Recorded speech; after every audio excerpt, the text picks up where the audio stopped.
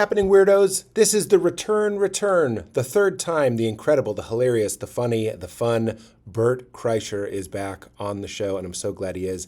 His new show, Free Bert, is available on Netflix now. We talk all about that. I watched it. I love it. He's so good in it. Check it out.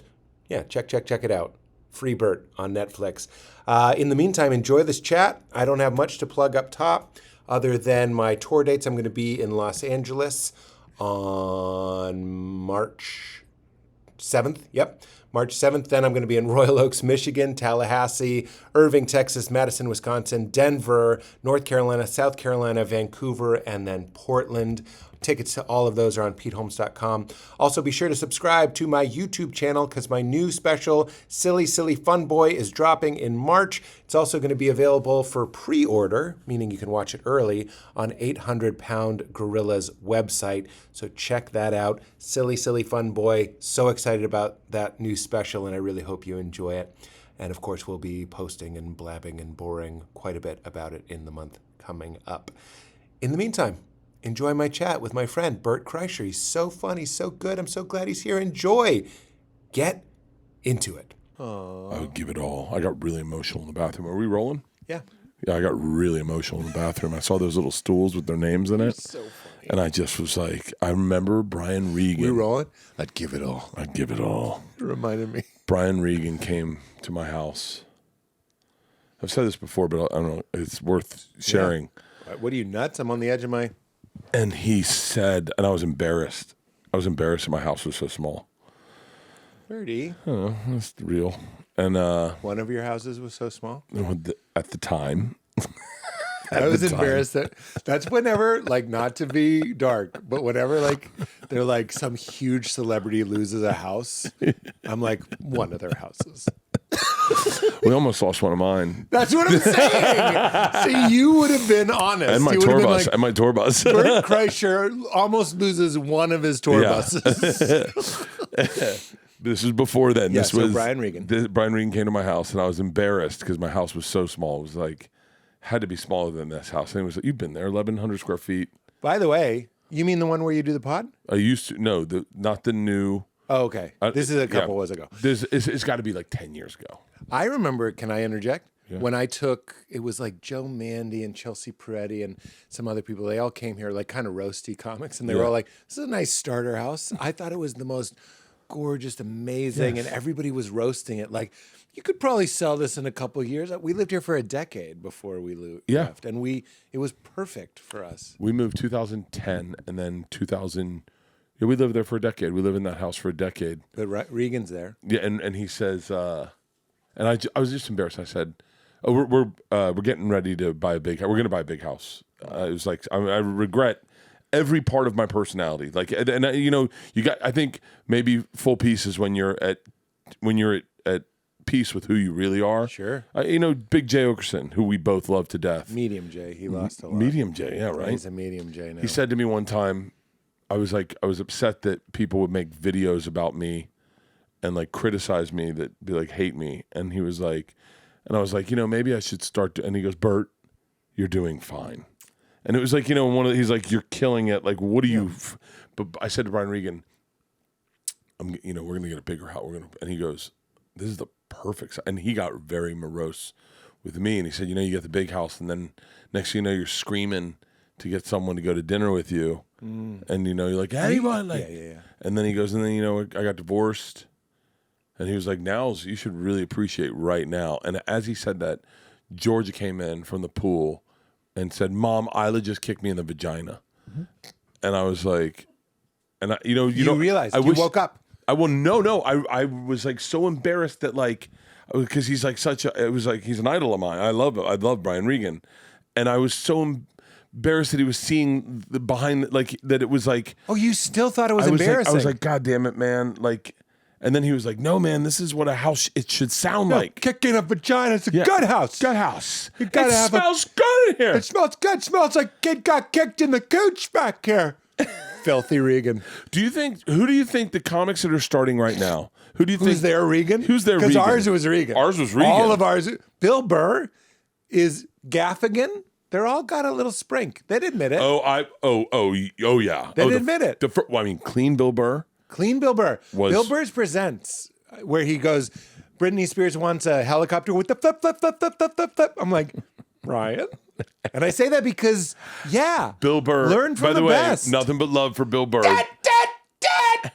You see the guy that comes on the commercial, he's got the bam, bam, bam, bam. Oh, get him my ass off of that with the bam, bam, bam. That's right. Yeah. And Gaffigan is, I don't know about you, I like bread, but when I go to a restaurant, I love bread.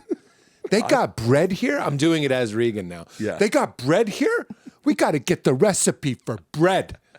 That's a Regan bit. They say the serving, no, that's Regan, I think. Was it Regan who goes, they say Fake Newtons? I eat them by the sleeve. By the sleeve. Goes in like a wood chipper. He also has another great one about being on an airplane and there's that one beam of light the size of a quarter. And he's like, I'm reading a book like I'm working a wood saw. I told him a joke of his one time that he did not remember, and it made me laugh so hard that I wonder if it was him or someone doing it, like ripping him off. And he goes, I got on the computer the other day, and the little paper clip comes up, knocks on the thing. Are you trying to write a letter? And he goes, no, I thought I tried to buy the same computer. I got the cheap one. Hey, kids, this is how stupid I am. And knocks on the window. Goes, are you trying to write the Magna Carta? I mean, Clippy stuff was big. Dude. Are you trying to write a suicide note? Like it wrote itself. What was, like, who will... How dark will Clippy... That was the original AI, was Clippy. Yeah. That's if we were bad. Would be like, tink, when I was tink, growing up, tink. I didn't have AI. We had Clippy! 75. That's if I wanted to... I don't know. I feel like that's too base. I can't do it. So I was watching this... Let me Take a beat. Take a beat. Take a sip of your double big gulp. When you walk into a 7-Eleven, do they just start pouring that for you? No, I bought the cup and the ice for $1, and then I bought 2 Mountain Dews with a liquid sprinkle seltzer water. You bought the cup? I bought the cup, and then I make my cocktail. Say it again? I make my cocktail. You buy bottles of Dew. A bottle of Dew. You're doing the Dew? I love Mountain Dew. You're still doing that Dew? Mountain Dew. Can I ask you a question? Please. What does it taste like? Oh, like Dreams? No, I'm with you. Mountain Dew is a great taste, but what is the taste? You know when you find out that like cola is like vanilla and cherry, like they build it. What is Mountain Dew? I'm really good at this. I broke down juicy fruit one time. The taste is going to move you, and I want to know what that taste is. What's this taste? There's something floral about Mountain Dew. There's something sort of like, maybe I'm just buying into the mountain part. Now I got to know. I have no idea. I've watered it down so much I can barely taste it now. Katie's going to look it up. What's the flavor of Mountain Dew? You know, that's J.D. Vance's favorite drink, right? J.D. Vance loves Mountain Dew? Isn't that what he said? That seems like, this isn't just J.D. Mellow Vance. Yellow. Mellow Yellow? That seems No, it's Mountain Dew. It's Mountain Dew. Mountain Dew is J.D. Vance's favorite drink. We were playing... He's the vice president, right? You're talking to the wrong guy, but I think so. Okay, good. I was playing What President is Which Soda? Take it. I mean, I thought Trump might be Mountain Dew Code Red. Not trying to get political. Just saying Mountain Dew Code Red. Barack Obama's definitely Pepsi. Barack Obama is Pepsi, and you beat me to it, and the symbol looks like his symbol. Well, you know, black guys like Pepsi. You know that, right? BG's like P? BG's love P. I didn't know. I thought BG's like Sprite. So no. What? No. That's like a '90s thing. It's like established. Black guys like Pepsi. Yeah, I can call a black guy if you want. We don't need to. Donnell Rollins. We had Donnell Rollins on the podcast. Okay. And we were talking about Pepsi versus Coke. And I think Stavi was the one that said black guys love Pepsi and black families love Pepsi. And it was because Pepsi was a sweeter taste, and they did a sale. And Donnell said that growing up, you get 2 liters of Pepsi for the same price of 1 liter for Diet Coke. So his family always bought Pepsi. Okay. And it checked out. Like everyone in the comments is like, we grew up drinking Pepsi. My daughter Isla loves Pepsi. Your daughter Isla loves your daughter Isla. My daughter Isla. My favorite part of the show, by the way. I texted you how great the show is. You did. I just didn't want to wait until I saw you. I was like, what if I die? I got to tell Bert. I was just like, Katie and I were talking about it too. And she used the word magnetic. I was like, you're so magnetic. I just love watching it. Sometimes you're not in it. And I'm like, fucking good. Oh, No, that's thank not you. true. I'm not putting anyone down. No. But I just catch myself watching you, and I'm so critical. I can be so critical when I watch other comics, and when I watch you, I'm just like, no notes. I just love you as a performer. The comments I really do. The texts I've gotten from comedians mean the most to me out of everyone. Because we're so. The first We're text, tight. The first text I got was Chris DiStefano, and he I'm said, glad that ended that way. he goes, D'Elia blew me up. The first text I got was D'Elia. he hasn't watched it. I haven't heard from him. Shout out to D'Elia, like, yo, where are you, bud? The DiStefano texted me and he was like, this series is great. You're awesome in it. You're a great actor. And it was the day it launched. Yeah. And so in my head I was like, you also can say nothing. If you don't like You it, still have nothing on the menu. You still have nothing on your menu. You can still order nothing. Yeah, and I was like, well, if you send it, you must mean it. And then they started coming in, and I got yours, and I was like, oh, because as comics, we also don't have to say anything, and so that means the world to me. And I've gotten like crazy ones. Like Tell me. Fucking Go ahead. what's the lady? Sarah Palin. Sarah Palin texted you? Yeah, I got a fucking clap from Sarah Palin. 2 clap emojis? Yeah, shout out to Sarah Palin. So they were big. Oh, You can yeah. do Oh, 3 yeah. before they get small. Sarah Palin's a fan of the show. Bradley Cooper. Sarah Palin I texted know. you? She looks so good right now. I think she's on a GLP-1. She looks. She looks. Pete. it. She looks. I mean, like, listen, we're both married to like age-appropriate women, like, right? And Yeah, but isn't Palin like in a 6'0"? and we would be lucky to have that. By the way, You'd be lucky to see her from your backyard. Sarah Palin, I'm guessing her drink, if she had won vice president, would have been. Ooh, diet right. I like it. I like it. George Bush is a tab. George Bush tab. Tab. You're so right. Yeah, I'll take a tab. You mean George H.W. Bush? Yes, I'll take a tab. I'll have a tab. Yeah. And I shouldn't, but I'll have a tab. Wait. Like it was like his indulgence. I told myself I wouldn't have one, but I'm gonna have a tab. I think the. Well, you can even go to like Lincoln is root beer. We know Lincoln is root beer. Oh yeah. Heinz root beer. Rutherford None B. of that Hayes IBC. is Fago. Sorry, who? Dude, we used to drink Fago growing up. Like Fago showed up. That's insane. Clown posse. I know.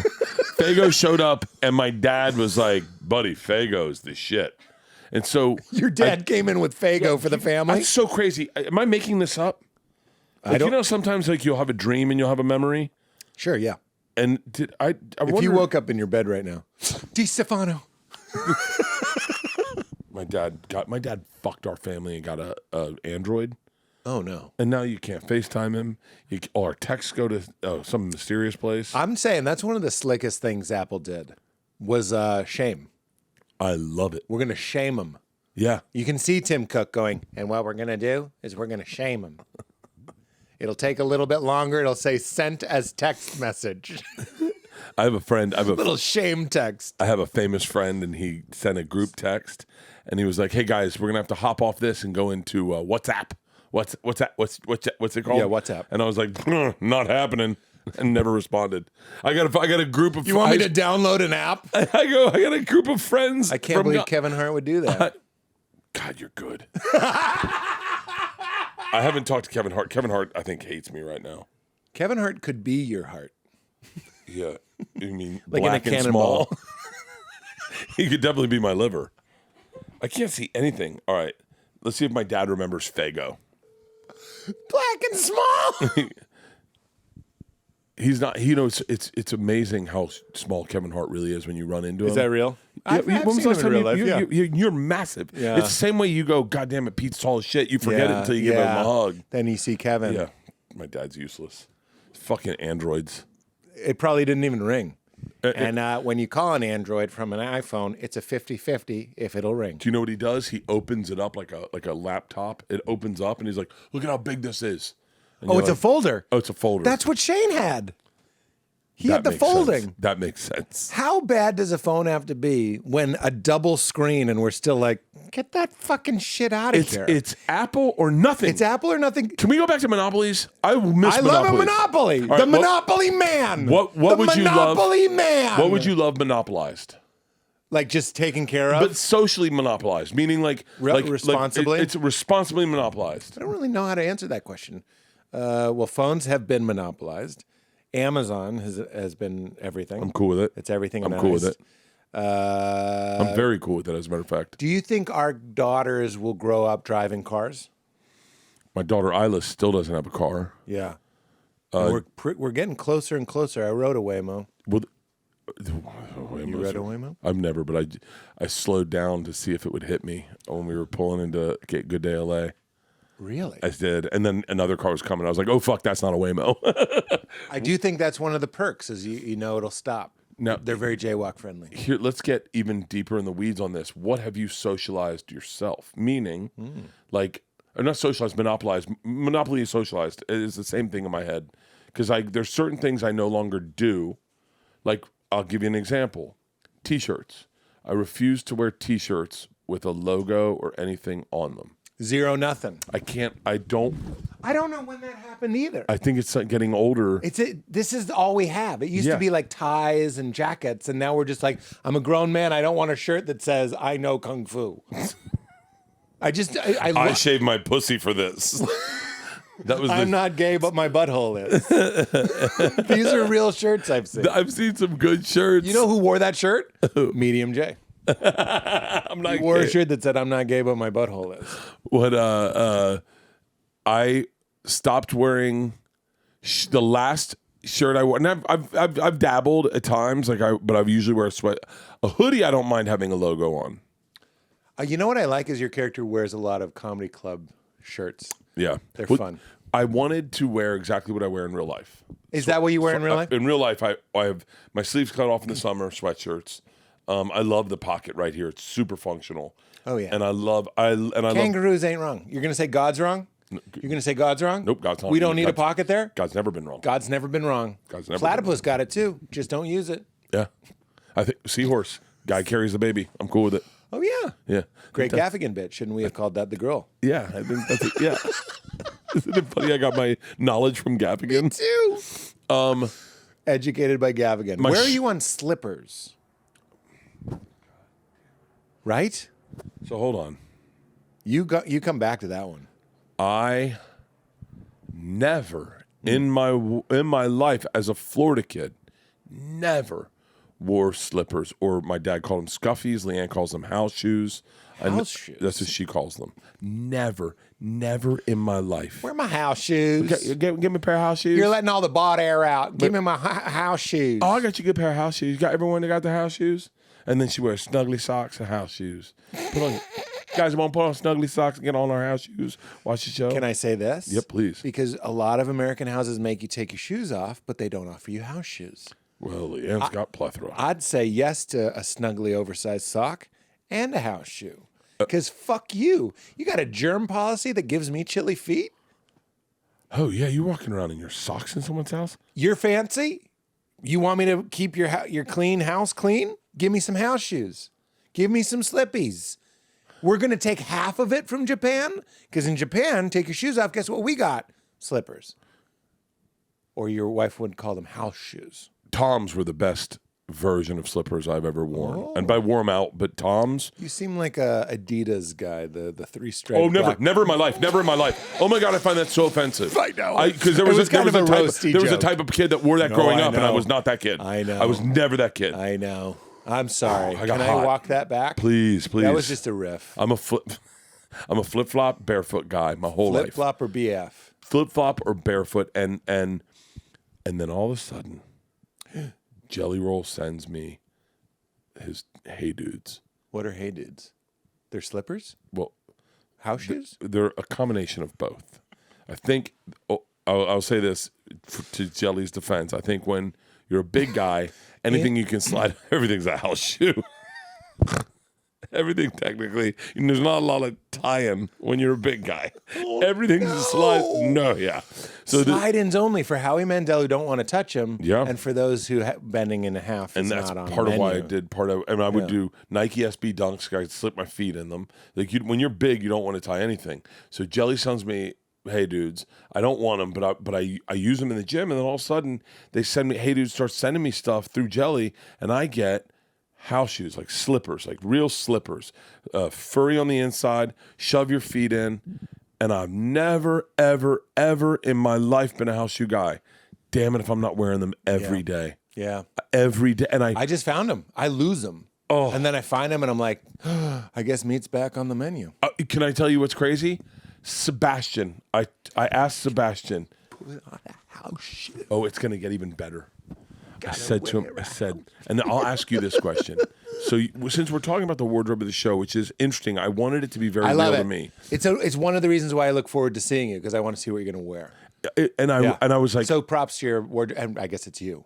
But it was me and this guy, Renand, and we figured it out together. Yeah. I said to Sebastian, because I wanted to be very real in the show. So when I walked around and I sat on the bed with one of my daughters, I'm always shirtless. I was always shirtless my whole life. Around my girls, always shirtless. Friends came over, still shirtless. Always wore short running shorts, very short. I didn't know how short they were until I saw them in the show. I really, honestly, I thought they were regular. I thought I looked good in them. Yeah. And then I saw them and I went, that's what I fucking looked like? That's hilarious. That's like when David Hasselhoff's daughter filmed him when he was drunk. The TV show was you going, my God, that's your burger on the ground. I said to my girls, I said to my girls, if you ever do that to me, I will fucking murder you. Oh, yeah. Because,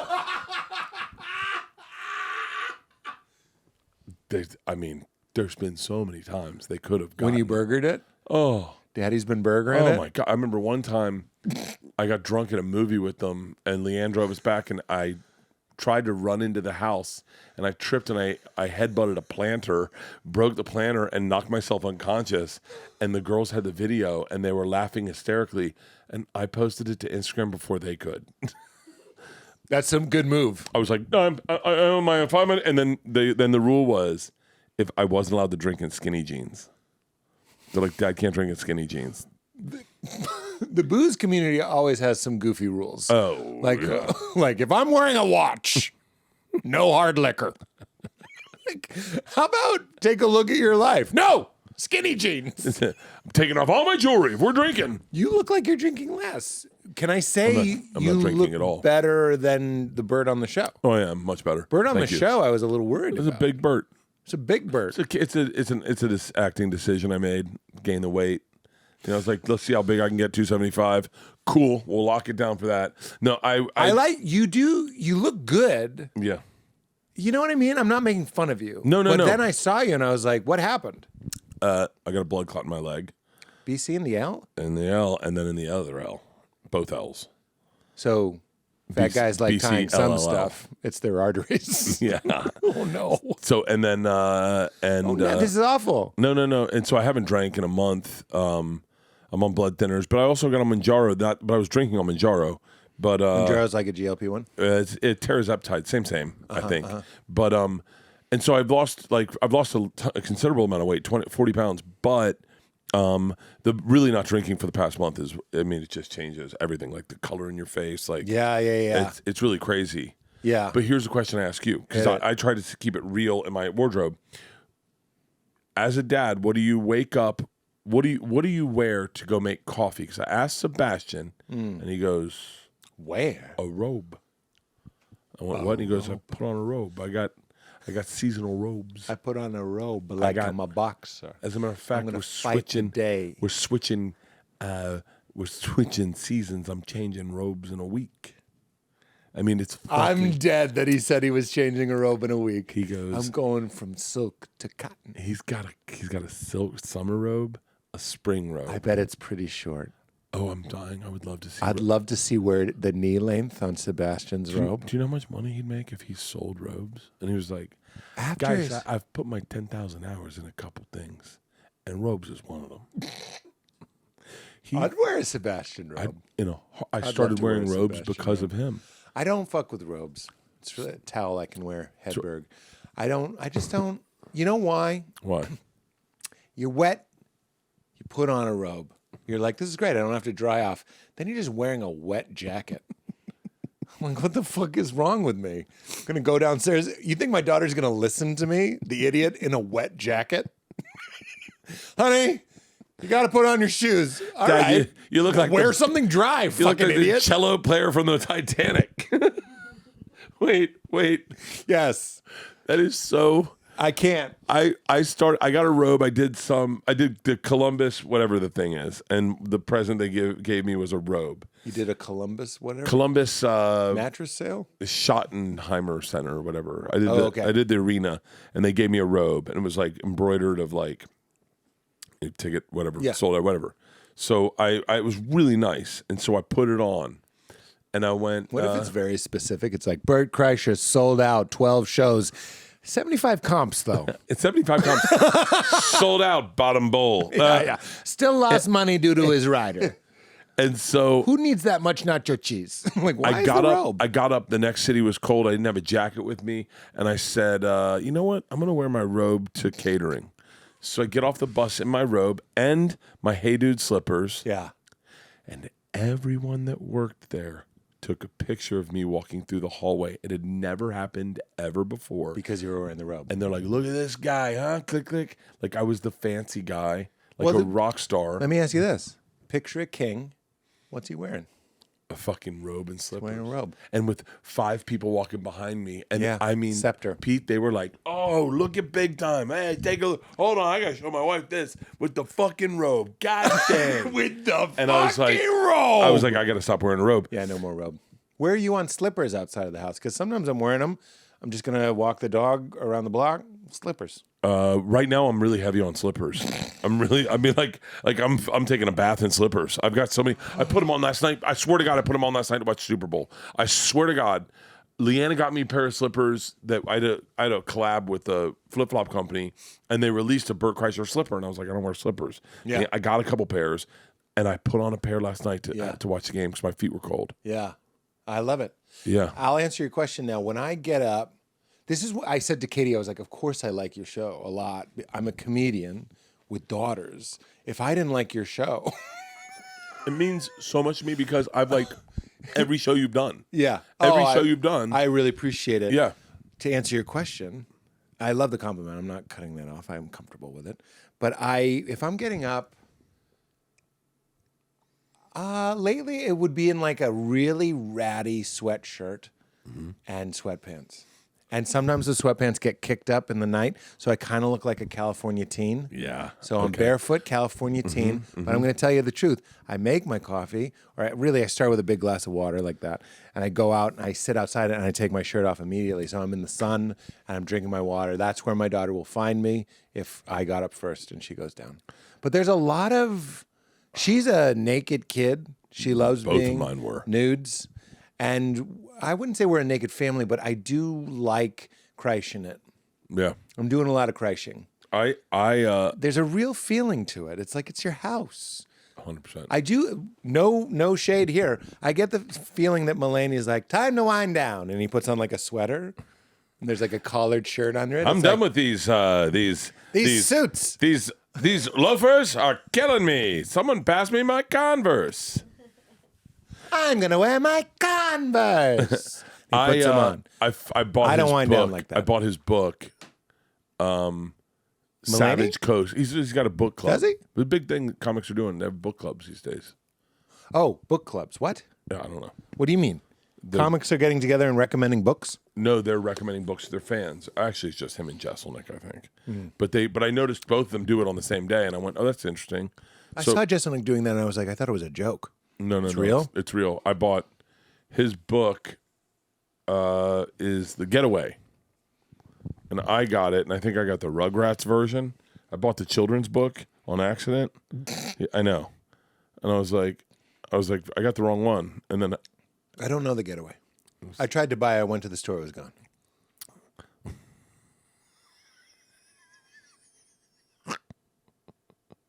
I really don't know it, though.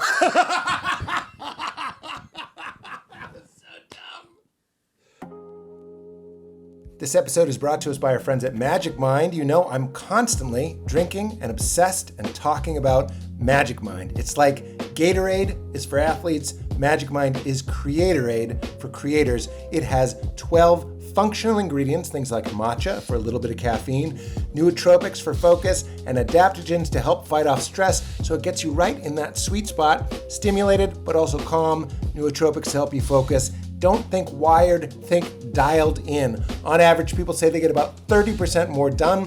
It even fights off procrastination, brain fog, fatigue, and some ADD type stuff. Take it from me, that is true. And after a few days in a row, it's even easier to slip into that flow state when you drink it, that flow state that we all chase. And here's the best part, there's a money back guarantee. So if it doesn't work for you, you get a free refund. They also have Magic Mind Free, which is caffeine free. Which, if I'm being honest, I thought that was dumb, and now I'm obsessed right around 2, 3 o'clock when I want more brain power, but not the caffeine that disrupts my sleep. I take a Magic Mind Free. They also make Magic Mind Max, which has more caffeine than the usual, which, I'm being honest, that's sometimes what I need. And I take one of those. They have something for everybody. They even have Magic Mind for your sleep. Go to magicmind.com/weird and use the promo code weird at checkout. That's magicmind.com/weird for 20% off your first order. Just use promo code weird at checkout.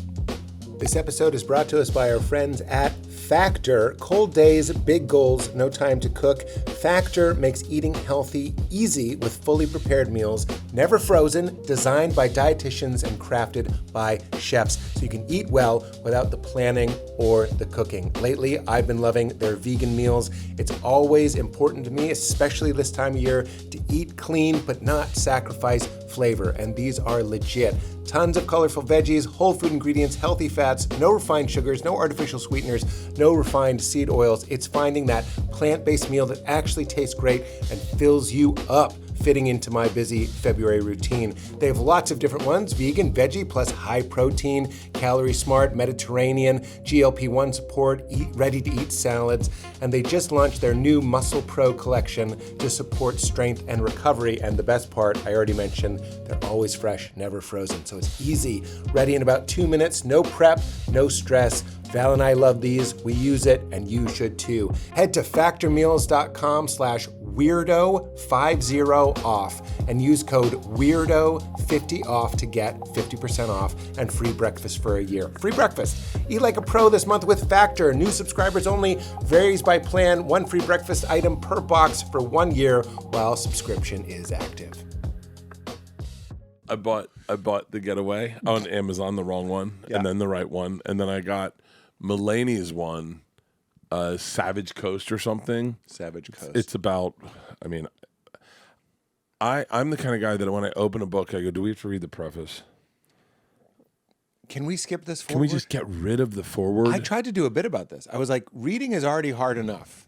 You're like, all right, time to learn about Mars. Introduction. Some I other wrote guy. this book for my grandson. Yeah. Sometimes it's by another person. Yeah. Or you don't know it's by the other person, so you're reading an intro in the author's voice, and then you get to the end, and it's like, Tom Hanks. Why the fuck? I would have read that as Woody. I got to go back and read it again. I thought it should say introduction by Tom Hanks. Just know this isn't the guy. We got to read before we read now? What was the book I started reading? I started reading The High Cost of Parking Tickets. The High Cost of Parking Tickets. Okay, it's really a fascinating book if it wasn't 700 pages just about parking tickets. It's just about parking tickets. Wow. Like I read 20 pages, and it's the first 20 pages very interesting. But then I was like, this is a lot about parking tickets. Got 680 and to then, go. And then I like flipped 40 pages, and I was like, I saw parking tickets. I went, okay. Flipped like 100 pages, and I still saw the word parking tickets. I go, dude, still talking about parking tickets. I just went to the last page, and he said, that's everything you need to know about parking tickets. And I was like, wow. I was like, I'm out. And then I said to a smart guy, I was like, have you ever heard of this book about parking tickets? He goes, oh yeah, I'm not going to read that. I just got the TED Talk. And I was like, there's a TED Talk. That's cold. Yeah. When you watch, you could have seen this in 15 minutes. That's more than you need. I mean, I don't need that. Parking tickets? Yeah. What was something interesting in the beginning? There's more parking tickets than there are pieces of lettuce on burgers. So do you ever look at those? Okay, this is the fascinating thing about this book, and I've only read 20 pages. That's all I need. I think I'm going to tell you everything you need to read in 20 pages. That's all I want. The cost of parking dictates, you know how it's expensive to park in New York City, so people just walk everywhere, and then the city's got everything you need next door or 2 blocks away? Sure. Well, then you go to somewhere like downtown LA, and you're like, well, nothing's around. Like I would never go down here. And you're like, oh, but there's huge parking lots open where people park. Yeah. Well, though technically those lots are needed for those buildings that are sometimes vacant and they don't have enough parking in that building. It requires a certain amount of parking to have that occupied. And so that's why I have these vacant lots. If you get rid of that and find a median price for parking where it's kind of expensive, you can then build buildings there and then people will live there. Now, in what that does in essence is it creates the suburban sprawl, which then creates pollution, which then creates these strip malls in the middle of nowhere. And it's like everything I read was in that 20 pages. I'm sure there's more to it. It's like looking at parking and what it does to the world. And yeah, looking at parking and going, so what if we said, instead of like 25 cents per minute, which it's like, people go down and they're like, I'll circle until I find a spot. Yeah. 25 cents per minute or whatever parking is, $1 per minute. What if we said it was like $20 per minute? Then you'd find parking when you needed it. And people would go, well, I'd rather take the bus into the city. Oh, I see. It's like Chris Rock's bit, make bullets expensive. When New York's the perfect example, because I remember when you meet someone in New York that had a car, you're like, you have a fucking car? Bargatze. Yeah, and you were like, and they were like, well, I gotta have one. I mean, I ain't going. I'm not going to be going nowhere. Yeah. I'm not going to be going nowhere. Nate had a great bit, by the way, where it was like, it's the most New York driving bit of all time. And I think I was in his car when this would happen. He's like, when you're driving people in New York, they want you to park anywhere. They're like, just park here. It's like, there's a fire. Like, just pull over here. It's fine. Because they don't care about your car. Isn't that great? He said something. We were playing golf one time. And my daughter Isla had said something casually to me that I didn't really assess. And then I said it to Nate. And he got really excited. Buddy, that's a bit. And the bit was, we went to SoFi and saw, SoFi, it had to be SoFi. Maybe it was SoFi and saw Metallica. Nice. And Isla she goes, can you believe they still use dogs for canine units? I was like, what do you mean? She's like, why wouldn't they use gorillas? And Nate goes, buddy, that's a bit. I'd never really thought of it. I just was like, what? How fucking stupid is that? And then Nate's like, no, buddy. I mean, she's not off. I mean, they do sign language. And then I did the bit on stage of like, can you imagine a hostage situation where they're like, should we send in the dogs? And he's like, they don't have thumbs, man. How are you going to open the doors? And I was like, good, get Coco. And then I did this gorilla act out. And then they're like, Coco, no throw, baby. And they're like, no, Coco. We just need you to get him and bring him out. It's fantastic. And not. I think it's because we don't want an animal that can do that many things. Like those little delivery bots, an ape like that, it would be like, well, what if the delivery bot can stand up and cut you? Yeah. You know what I mean? A dog, no matter how scary a dog is, it is down there. Yeah, you're right. A gorilla gets right up on you. Gorilla. I'm not comfortable with it. What would you be cooler with, okay? Socializing gorillas? Having just gorillas around. Or continuing AI? Oh. What's the difference? I'm just kidding. I like the guy that doesn't know how to answer. I'd say a little of both. I would love more monkeys. Are you scared of AI? I don't really understand AI, so like I don't get it the way people get it. Like I've always been late to the game on everything. Like when email showed up, I was like, okay. I remember them saying we had a class and they said all you have to do is go home, take your paper, cut and paste it, and send it in as an email. That was the only assignment. Yeah. And I was so confused. I had all my roommates were in my room, and I was like, so I have an email address. And they're like, yeah. I go, I've never signed up for you. I don't know what email is. And they're like, no, we all got one through the school. And I was like, and how would I ever find that out? And they're like, well, you got to log into the system. And I was like, log into what system? And they're like, and then I got my email, and I go, now I'm going to cut and paste. Like, I had the paper, and I go, do I put it up to the screen? And they're like, I don't know, man. I don't know. I remember didn't know? They were just as dumb as me. My buddy Hutch. You guys are putting it in the disk drive. This is my favorite story defining how dumb we were. Me and my buddy Hutch. I was leaving to go to class one day, and Blair and Hutch, my two roommates. Blair is, by the way, a big time lawyer now, and Hutch is very smart in our business. Like he's not a comedian, but he's a people's person. Okay. Runs like a something. He does well. Yeah. But he's not book smart. I walk out. I'm going to class. Hutch? Hutch, not book smart.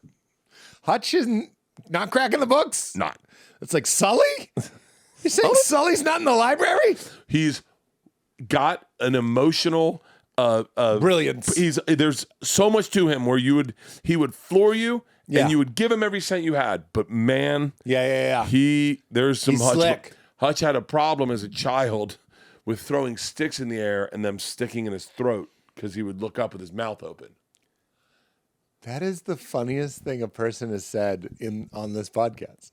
Hutch had a problem throwing sticks in the air and more than once. Oh, the real Went problem. down? The real problem, and it happened twice. The real problem was bike flags. Do you remember the bike flags that would sit on the back of the bike? Sure. He would sit in his front yard and throw them up in the air and watch them stick in the ground. And twice when they went down his throat.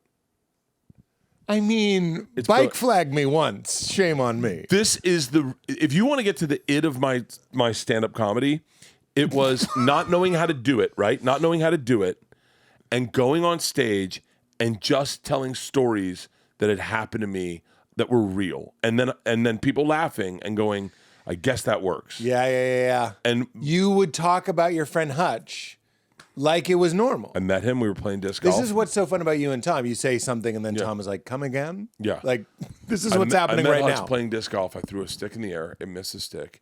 And he goes, hey, if I were you, I'd be careful. I said, what? And he goes, when you look up, your mouth automatically opens. And I was like, oh, yeah, I guess. And he was like, well, if you're not paying attention, stick can go right down your throat. Happened to me twice. And I was like, wait, what? He was like, oh, yeah. And he's like, remember those bike flags? That happened to me twice, too. And 2 sticks, 2 flags. And how many times?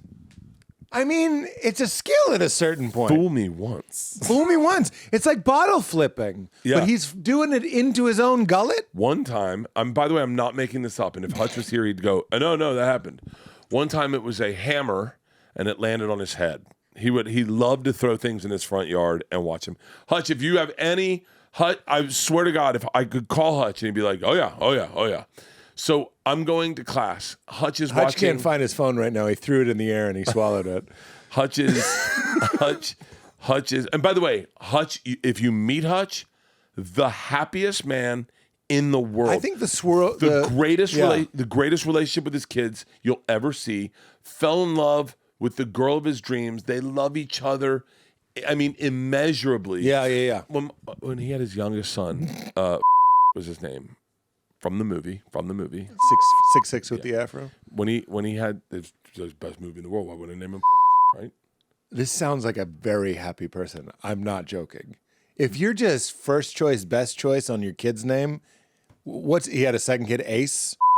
He went Bible on the second one. Bleep their name just because I guess people get weird about their kids or stuff. I don't, but your TV kids are your kids' names. And so he had, I think his oldest is, and we went to dinner. And he was still in the bassinet, like the car seat that you can unhook. And we went to dinner with my parents. And Hutch took his son and put him underneath the table. And my dad goes, what the fuck are you doing? And he goes, put him on the table. And we're like, well, he's a human. Shouldn't we have him up with us? And he's like, no. No one's going to spill anything on him. My dad goes, yeah, but he's by our feet. Like, isn't it weird to keep your son by our feet? And Hutch goes, well, I'd rather have him by my feet than someone spill something on him. And my dad's like, no one spills any. And as he says that, a lady drops a huge fucking tray right next to Hutch. And Hutch goes, who's the dumb one now? And it would have gotten all over his kid. I swear to God. So as crazy as this man sounds, he has got the key to life. Hutch has the touch. Hutch would sell books door to door during the summer in what I can only call a cult. I don't know what to call it. Sure. They would go to and they had tricks like at 3 in the afternoon. When you're tired, you had to do 7 somersaults on the ground to get yourself reinvigorated. And they do 7 somersaults. And it was a mentality. I wish someone's going to know more of what I'm talking about. It was NXIVM. It was one of those things. Yeah, it was NXIVM. And Hutch was the Keith Raniere of somersaultium. He would put what was it? $5 on the Post-it every morning at a coffee. They would meet for coffee every morning. Everyone that sold books, and the last person there had to pay for all the coffees. That's how Hutch would inspire everyone. So they'd all meet for coffee and breakfast, and Hutch would order a meal, and he'd get there at fucking 5 a.m. because he knew. And then everyone would get there, and then someone's inevitably late. They had to pay for everything. It's the Yoki cookie of breakfast. Yes. So, yes. No one got that. I got that. I knew you would get a it. second late, Yeah. it's perfect. Yeah. Hutch is he would get hired as a motivational speaker to go around the world and talk to people because he had made so much money selling books because you can For the cult. You loved him, you trust him, Yeah. you'd invite him into your house. Yeah. If he walked in right now, something about his smile, you'd go like, I like this guy. Megalomaniac. I don't mean he's a megalomaniac, Yeah. but I am fascinated with people that you're just like, I don't know why. Like, let's take Hutch out of it. Yeah. I'm not saying he's a megalomaniac. I'm saying there are people who aren't safe and are the most likable. This is Keith Raniere. Like, no joke. Like, leaders of cults are magnanimous, effervescent, engaging, brilliant. David Koresh. Like, they talk about all these guys. They were like, if he walked in, you would buy his book, so to speak. Oh, you would if Hutch had an idea, a business idea, you'd give him all your money. Yeah. He's just That guy. He used to do this thing called the A-list. He would every day he'd shop for all his groceries, and then he shopped for things we all used, and that was called the A-list. So I wish my buddy Blair and Keith were here because they could do it so much more justice. What's the A-list? So the A-list would be his receipt for everything he got at Costco or Sam's Club, and then A-list was like Doritos. A-list was like frozen pizzas, and then every now and then you'd go A-list kickball, huh? And he'd be like, kickball, in case we want to play kickball. We're like, none of us want to play kickball, Hutch. We're grown-ups. And he's like, figured getting a kickball, we're all going to use it if we play kickball. One day, Blair and I are high as fuck, and we're in our front yard, and we're kicking this stupid kickball, making fun of it, kicking it as high as we can in the air, going like, we got to get our money's worth. And Hutch comes out, and sticks his head over the back and goes, never going to use that kickball, huh? We're like, fuck, we're playing with the kickball. And then the kickball lands on a table. We pan down the babies under the table. Hutch is right. He is. Trust Hutch. He is. He's like the first dude I ever knew about Costa Rica. He'd just go to Costa Rica. This is like 1992. Before he's going to Costa Rica, when it's wildly dangerous. Yeah, Hutch is going to Costa Rica by himself surfing. He'd bring Ange with him, his wife, and she'd sit on the beach. He'd surf, come back like, oh, it's great. Oh, a little cold beer. I still to this day say cold beer because Hutch says cold beer. It's funny because you are, to me, Hutch. the symbol of a Hutch-like person. I think that was our and group. you had Hutches that were out Hutching you. Oh. From your perspective, you're not even a Hutch. Oh, not even remotely. You're not even. I'm too cynical to be a Hutch. But you're a Hutch to this. I mean this lovingly. but I'm I know like exactly a what you're square, saying. and I'm like, look at this Hutch, and you're like, you don't even know how hard people can Hutch. Oh, you have no idea. Yeah. Like the dudes I grew up with are all Hutches in that life didn't need to be complicated. Yeah. Like the idea that you would read a comment to my friends or is really They don't like, understand. If I said to Hutch like he like my buddy Ty Rodriguez texted me, he said, I love your show. I'm driving around the country by myself right now, trying to, figure some things out. And I just loved it. And if I said to Ty, it's so funny, I got a couple of comments of people didn't like it. He would be like, what do you mean comments? Like where? Like who said it? And I was like, no, online. He's like the idea that you would take another person's opinion on something you were proud of. When you're out there Hutching. Yeah. I mean, that's like listening to someone to say, don't go to Costa Rica in 1995. And you're like, why? Yeah. Yeah. But we need that energy. Can I tell you?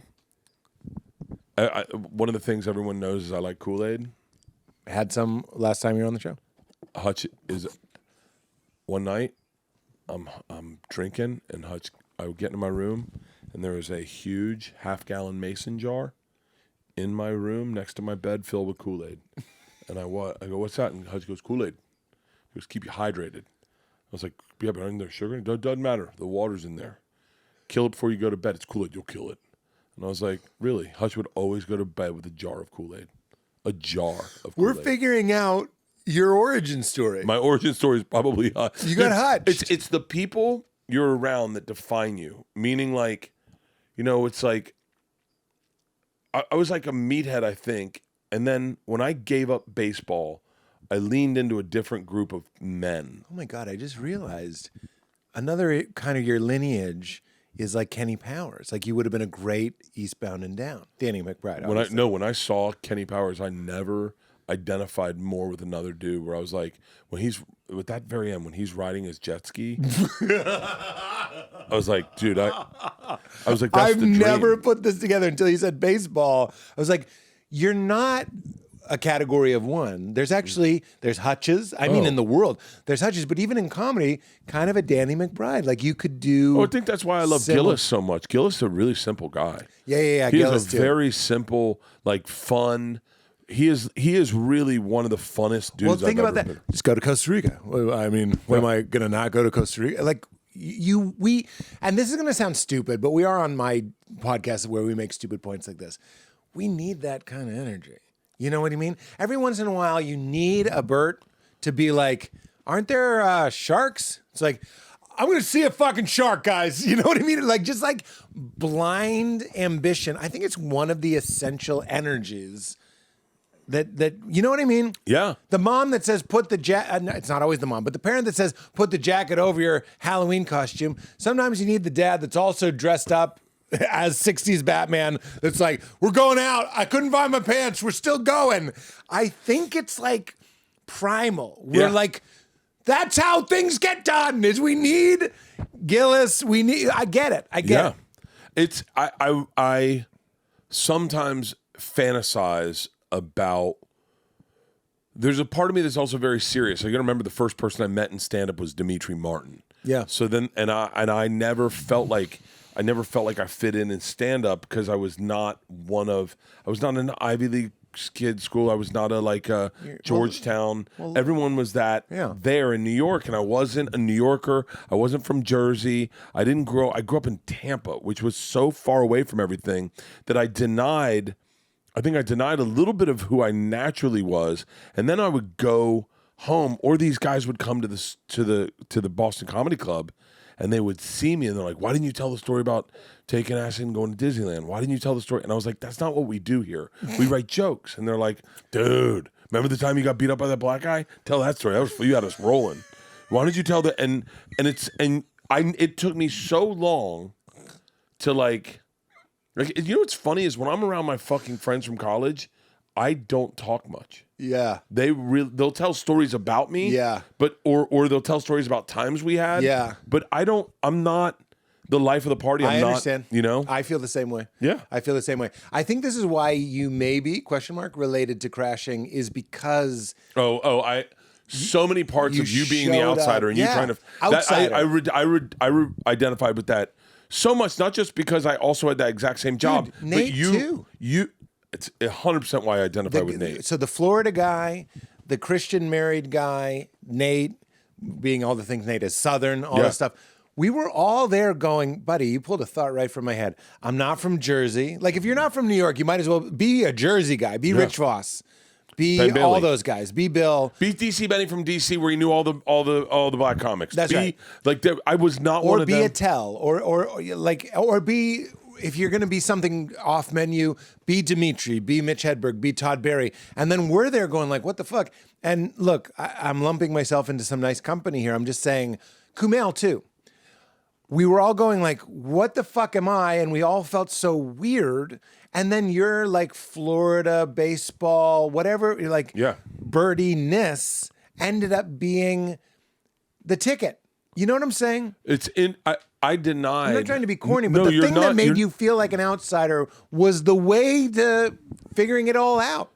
It's so funny you say that because I tried to assimilate so much where I'd write jokes or I'd try to be like, I'm like that guy. Like, you're going to laugh when I say the name of the guy I thought I would be buddies with because he grew up in Florida.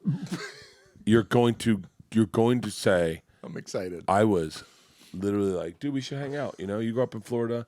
I grew up in Florida. And he was like, I did. Todd Barry. I love Todd, but we're such different men. If I ever saw you and Todd having lunch, I'd be kind of like, it would be like seeing Rambo having lunch with the Pope. And by the way, he's so funny. Oh, I love Todd. He's so funny that I would watch him on stage and be like, I should find out more about that side of the world. Hey, man. Yeah, I don't think we're going to be hanging out. Yeah. Maybe put your shirt on. I have an idea. Don't do that. I've never been 50% nude on stage, so it's going to be a pass from old Todd. Do you remember when he would do crowd work? He did the whole crowd work tour. Oh, so Before great. it was cool. Before it was cool. It was that was the. Do you remember when when Patrice would sit in the back and heckle Voss? I never saw that at the yeah. I remember when Todd Lynn would come. Remember that back row at the Boston? Yeah. He'd just come in and like talking full volume. Do you know I never knew Todd Lynn had a baby arm? Did you know that? This comedian who was kind of famously mean to the young comics. Oh. So that's why he's passed away now. He is also passed. He had a stroke. He had a stroke and he was blind before he died. Yeah, it was kind of a rough road. I don't know how to riff He was on a this. stunt man. He was a stunt man? Yeah. He was? Yeah. I'm going to go with that. But he did have what people called a baby arm. He had one I didn't know that. I never knew that. Arm. Patrice told me that. Well, yeah, that's how Patrice would have said it. You got a baby arm. I'm saying the comedy scene that we came up in, the fact that Todd had one, I don't even know if you say deformed, one maladjusted arm. Comedy scene we grew up in. We grew up in that say, did Todd just slam his arm in a door for 5 minutes? Like that would be on television on Tough Crowd. They couldn't wait to talk about the arm. I don't think I ever have identified with it more than right now is how much of an outsider I was. When you say the fish out of water, I really did not fit in at all with anyone there, and I was looking for a connection. Yeah. And I know it's part of the reason I moved to LA. Because the second I moved to LA, the weather was different. I didn't know how to dress in cold weather. We never had cold weather. Oh, interesting. I didn't have a jacket. We didn't have jackets in Florida. I'd never had a jacket. I never had a jacket or coat. I never owned one. And then I moved to New York, and I was so cold. I was so cold, Pete. Nobody told you about jackets. No one, and I didn't know where to get a jacket. You should be leaving a bayou on like a wave runner, and someone go, "Don't forget, they got something called jackets. I don't know what they are, but you're gonna want one." You just froze it out. I was so cold. I swear to God, when I say this, my grandmother flew up. She was coming up, and I was freezing, and I went to dinner with her. She said, "You don't have a jacket?" I said, "No, I don't know." And she was like, "Okay, let's get you a jacket." And she drove I still have this jacket. I'm going to take a picture of me in this jacket. I'm going to send it to you tonight. I still have this jacket. And you're going to go, I know that jacket. I went to Banana Republic, and I got a 3/4 length leather jacket with the outside pockets there. This jacket. With the big collar. Ross. With the button. Friends. Like 3 buttons here. Ross. And she got me a scarf. I didn't know how to wear a scarf. She taught me how to put on a scarf. And she got me a cashmere gray like skull cap or whatever they're called. This is very of the time. And she said, "You should be warm in that." And I put it on and I went, "I'm warm as fuck." and then I had to buy. I didn't have closed-toed shoes. I wore flip-flops. See, this is why you're fun. I had clogs. This is why you're fun.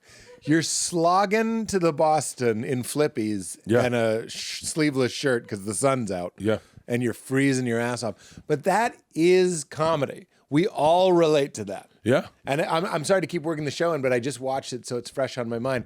That's why you going like, I want my daughters to fit in here. Ooh. You haven't lost your outsider energy, which is really nice. I think I tried to be an inside. Like, I know this is going to get way in the weeds, but like when everyone started making money, I didn't know that I didn't know how to spend it. Yeah. Like I didn't know what to do. Right. And I remember people buying cars. People were buying cars, and I needed a new car, and I'm not like a car guy, so I didn't know what to get. And I remember like people going like, "Have you looked at Porsche?" And I was like, "I feel like it would be uncomfortable." Like for me and you, 'cause we're bigger guys. No, I know. Although like Jordan and all those guys drove Porsche. Yeah, but I think they had them specially fitted. Yeah, special one. Yeah, the 23 Porsche. And then I was like, I want a truck. I guess. Yeah. And I remember talking to Burr about it, and I was really confused. It was right when I started making money, and I was like, what kind of car am I? Like what? Because I looked at a car as like you're a Jeep. Well, do you know what we said? I was talking. This is a long time ago. This is probably 2020 or 21. Yeah. Is when I had a little bit of money and I could buy whatever car I wanted. I think your fancy car is Maserati. No, I'm not a fancy car guy. But if you got one. My wife got me a Mercedes Benz, like a nice one. We have a car broker, so just texting pictures back and forth. Yeah. I was in Atlanta at the time. Yeah. Or in Macon, and so we just texted pictures when we got that one. I never even saw it until it showed up at our house. Okay, finish the story. Sorry, you and Bert talked about it. A 1982 Grand Wagoneer. Yeah. That's who I am. That is who you are. That is who I am. That is who you are. It really is like That's exactly who you are. We saw the neighbor. I can say that because you don't live here anymore. But the neighbor had a badass Ford F-150. Yeah, on the right. Yeah, or on the left. Yeah, beautiful truck. And I was like, that fits that person. That's you. That person is. Yeah. And I was like, I couldn't find the car that was me, and I didn't know if I like. Because I didn't know what cars I liked. And I'm not a Bentley guy. I'm more like an old. And Leanne's like, you're a sedan guy. Yeah. You're a sedan. You're not a sports car. You're a sedan. Yeah. You're a sensible sedan. And I was like, well, do I get like the special package? And she goes, no. Yeah. You are just a regular sedan. What guy. are you as a meal though? What's a Bert Kreischer meal? I don't mean the meal you would eat. I mean the meal that you are. Well, Leanne says I'm a turducken. That I look good on paper, but I'm very complicated and a lot to deal with. You're welcome on the podcast anytime. I just don't know how to say it. I just don't know what to say. I called her a piece of salmon because I know that I didn't realize it was an insult. I like salmon. No, slamming salmon. Yeah, I said, Leanne's like salmon. Like, yeah, she can be dry sometimes and overcooked, but when done well, she's fucking amazing. Wow. I like in the show when you go, "Why are you hot?" Oh, Such a yeah. funny I said it to moment. Leanne the other day. Yeah, I go, why do you look hot? Yeah, why do you look hot? And you know that was an improv in the pilot we did because Arden looked beautiful. Wasn't straight to series? No, we had to shoot a pilot. Well, you haven't proven yourself at Netflix. No shit. I'm mad for you. I was like, if anything, straight to series. No, we had, well, because I pitched it kind of fucked up. Oh, okay. I went in and I said, and they were like, what would you like to do? And I said, I want to make a show about me. Nothing. I don't want to change anything. Daughter's names, wife's names, live in LA. I'm a stand-up comedian. I know Joe Rogan. I know Tom Segura. If anyone comes in, they would play themselves. All of it. And I want to make it like Slow Horses or Black Doves. And they're like, Like dead serious. I don't want it to be sketchy. I don't want it to be slappy. And I want it to be a 6-episode arc so that by the end of that, I want it to have like some heart and some seriousness and like but it's silly and funny, but like I go, by the end of that first episode, you're hooked. At the end of Slow Horses, Slow Horses is the first show I watched on a streaming service that got me. I mean, I've seen some stuff, but Leanne sat down and goes, we should watch Slow Horses. I know nothing about this series. I know Gary Oldman's in it. That's all I know. And we sit down and we start it. And I want to say it's like probably 28 minutes, 32 minutes. And I'm in it. And I'm like, okay, I'm following it. And then at the very last 2 minutes, I am hooked. And I looked at Leanne and I go, we're watching all of this tonight. And she went, I knew you'd like this. And then she played Black Doves for me. And I was like, I know Keira Knightley. I like Keira Knightley. I'm watching Black Doves. And I'm like, I don't know if I'm, like, it seems like there's a lot of stuff in this. And then at the last 2 minutes, I'm like, I'm hooked. So when I went to Netflix, I said, I want it to be Black Doves meets. You wanted to make a pot boiler. I wanted something where you're like, what's going to happen? I want at the very last, how do you do that with your life? Exactly. So I said at that end of first episode, the last words out of my mouth, all I need the viewer to do is go, I got to see how he gets out of this. Okay. So the very last words are, bleep them because I want people to hear them, but I'm doing stand-up on the phone and I go, yeah. And then as a viewer, you're like, he just said that in a principal's office? Yeah. What happens next? And then the next joke is a joke about Rogan. Yeah. And so I was like, so then I think they'll be like, whoa, this guy's screwed. how does he get out of this? The parents hate him. This hates him. Right. His daughter's screwed. His daughter's getting kicked off But campus. I see what you're saying. Like, if I were pitching that with you and you were like, we're going to say it's like Slow Horse, I would be like, no, we would say it's a comedy. Yes. It's a comedy. It's a family comedy, but we want there to be like what the fuck moments that keep you watching. I think I probably mispitched it because Andy Wheel came up to me at the premiere and he goes, don't forget when you pitch this, you pitch Slow Horses. Yeah. And I was like, yeah, I think I might have pitched that wrong. And he goes, no, you've accomplished what you wanted, because at the end of that first episode, we were watching it in the theater and everyone's like, are they playing another episode? Yeah. And he was like, dude, it's bingeable. Yeah. So he's like, I remember you wanted to pitching make a it. bingeable show. Yeah. I wanted it to be, I didn't want to make episodic. I should have just said, I would not like to make episodic. A serial. I want to make a serial. Yeah. But I said Slow Horses meets No, Black I love Doves. it. Never change. What are you, nuts? Nobody's mad. And they still made it. Yeah. I hope anybody talking to you would be like, look, if you were slick and good at pitching, how sad would that be? Not very, what's his name? Hutch. Not very Hutch. Oh. Just go in and be Bert. This episode is brought to us by our friends at Warby Parker. I am obsessed with Warby Parker because recently I've started needing to wear eyeglasses to read, and so many times you're either wearing a cheap pair that you got from the drugstore that look awful and break easily, or you're losing your mind at how expensive and complicated buying eyeglasses is. That's where Warby Parker comes in. Their virtual try-on is a total game changer. You literally just point your phone at your face and boom, you can see tons of frames on you in real time, and it actually works. I've tried other virtual try-ons. They feel janky, they're buggy, but with Warby Parker, you can genuinely tell how the frames are going to look and fit, which is the whole thing.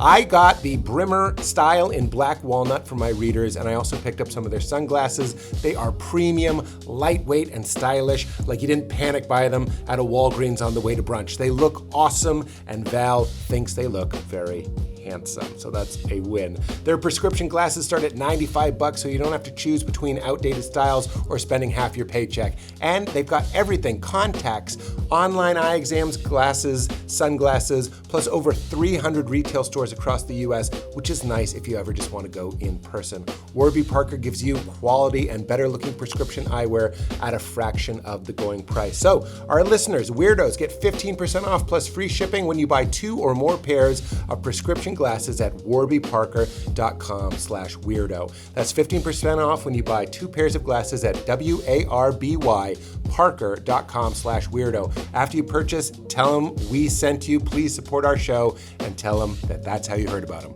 Get into it. Can I ask? Go ahead. No. Go ahead.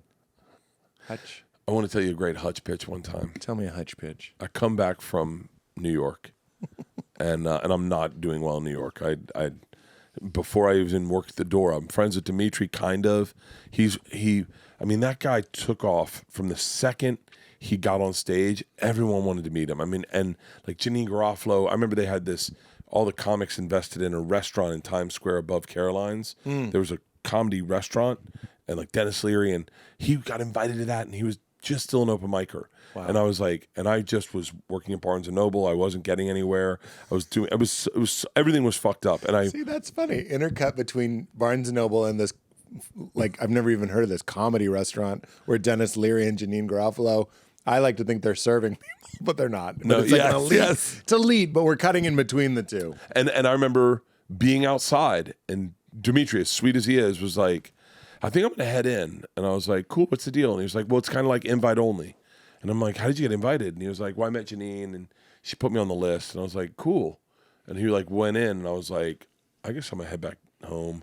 But it was like he got, and I have all this energy of like really not fitting in. I mean like being this like frat boy, state school, kind of beer drinking. Like I'd go to Collective Unconscious with like 2 40s, and I'd drink waiting to get on stage. I didn't know what to do.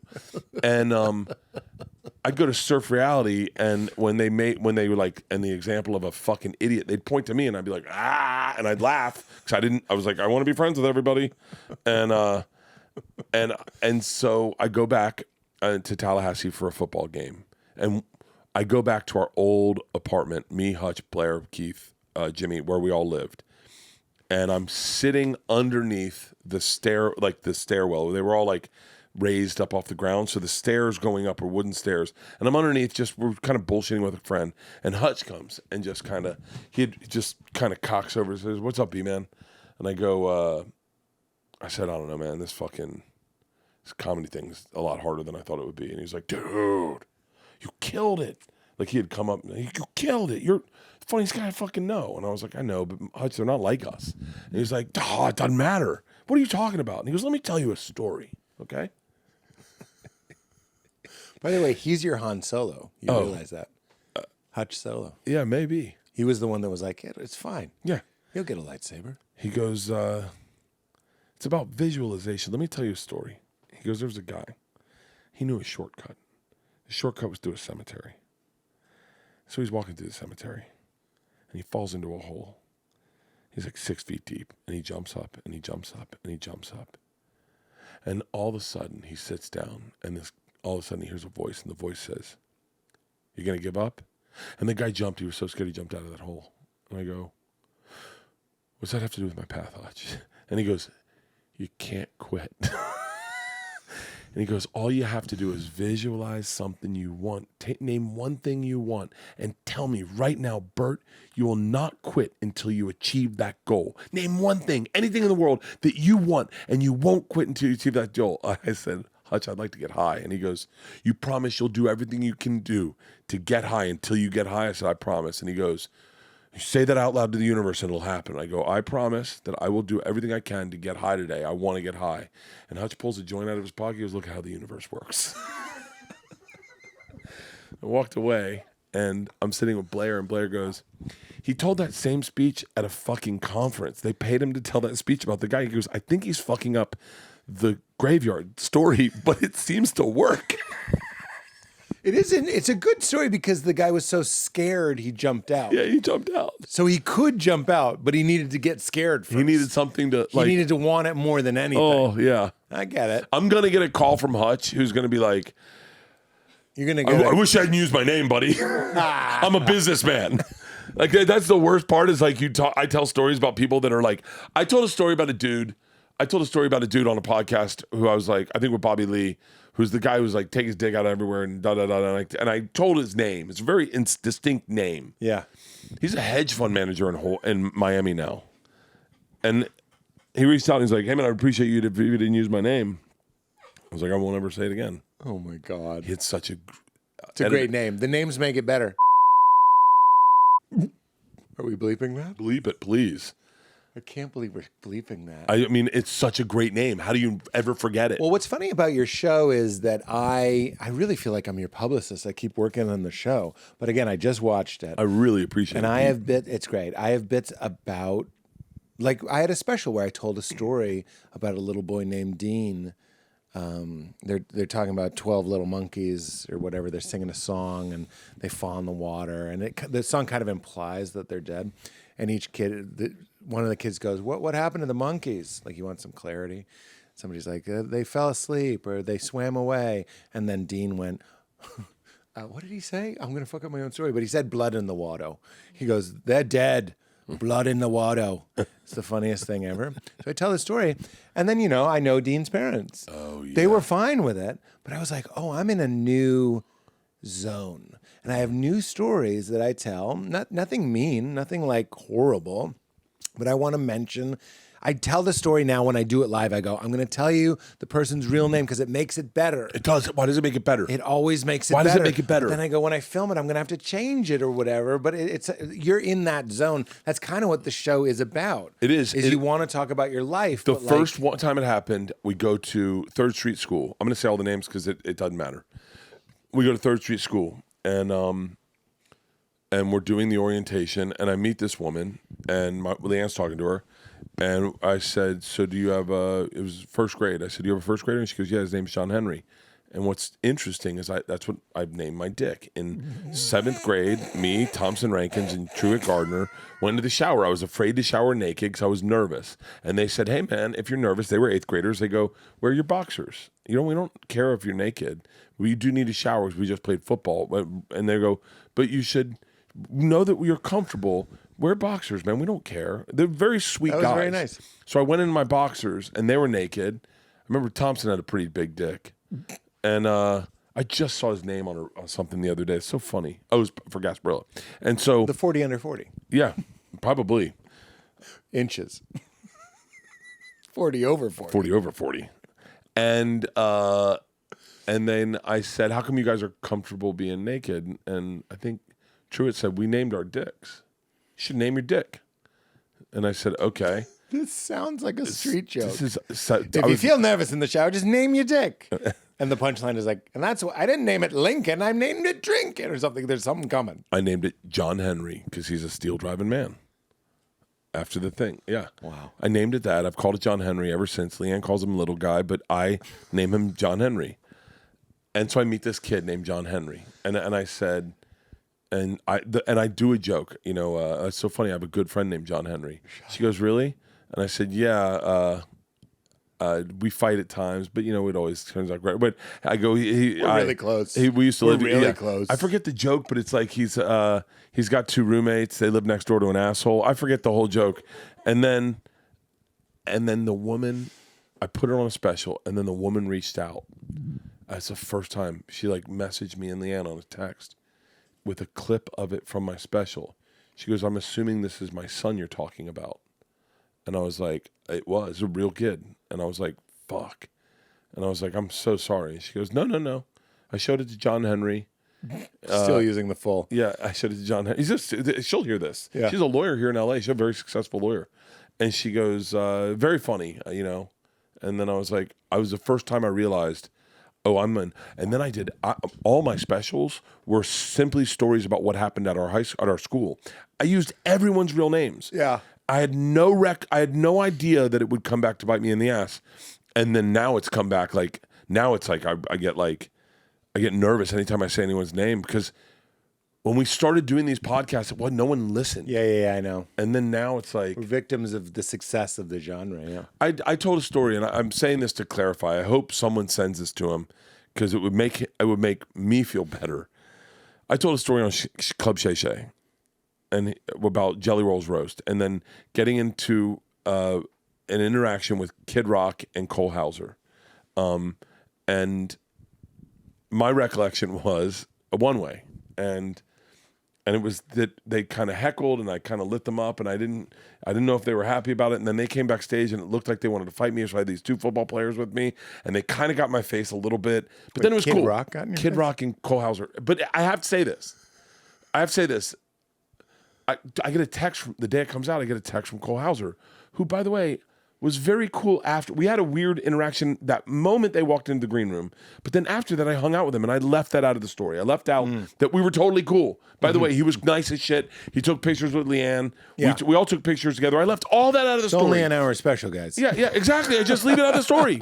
I just tell the interesting part, and I'll just, if it's okay with you guys at the entertainment show, I'll only tell the entertaining parts. then Cole texted me the next morning. He was like, I forgot we text.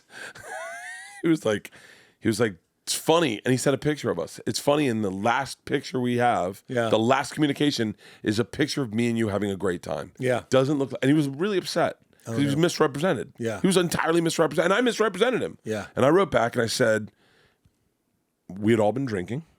And my recollection of when you guys came back is that you guys came back hot. That's the truth.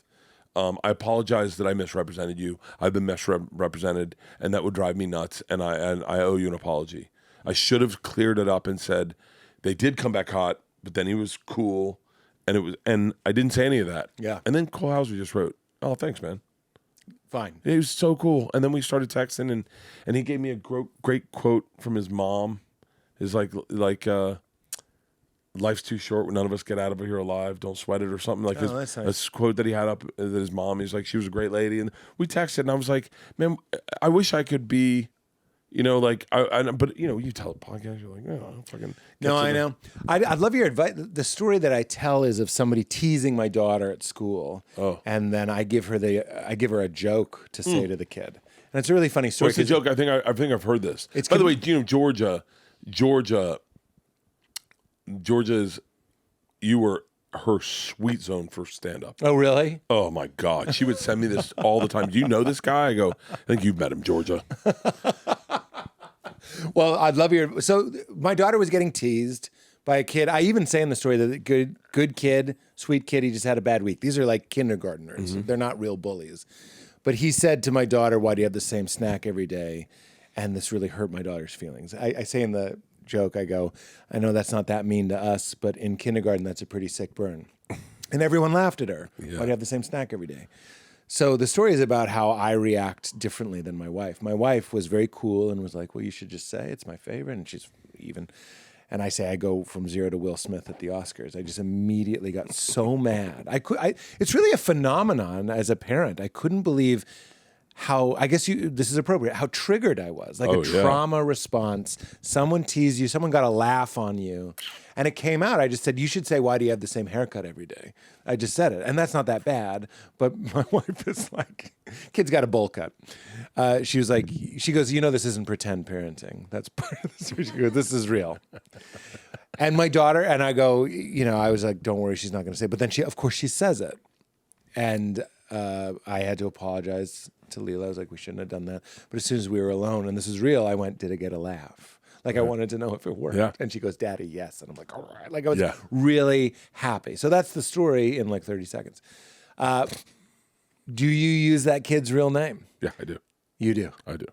I'll tell you why. I'm going to get a fucking phone call at some point about a child without a scrotum.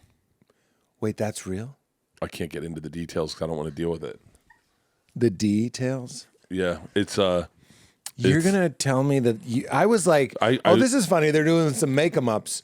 A kid was born without a scrotum. Yeah. And it's in the show. I casually dropped it to, listen, I'm never going to say a name if I don't want anyone to think it's, by the way, if you don't have a scrotum, it's not you, okay? Unless you know it's you. But like what was happening is there were moments as a parent, as I'm sure you know, where, and I don't mean to make light of it, but it is interesting, is like you talk about your kids, what's going on with your kid.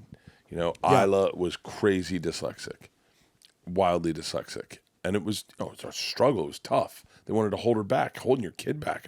Developmentally, all that. Yeah. And then Dad's like, oh, it's not that bad.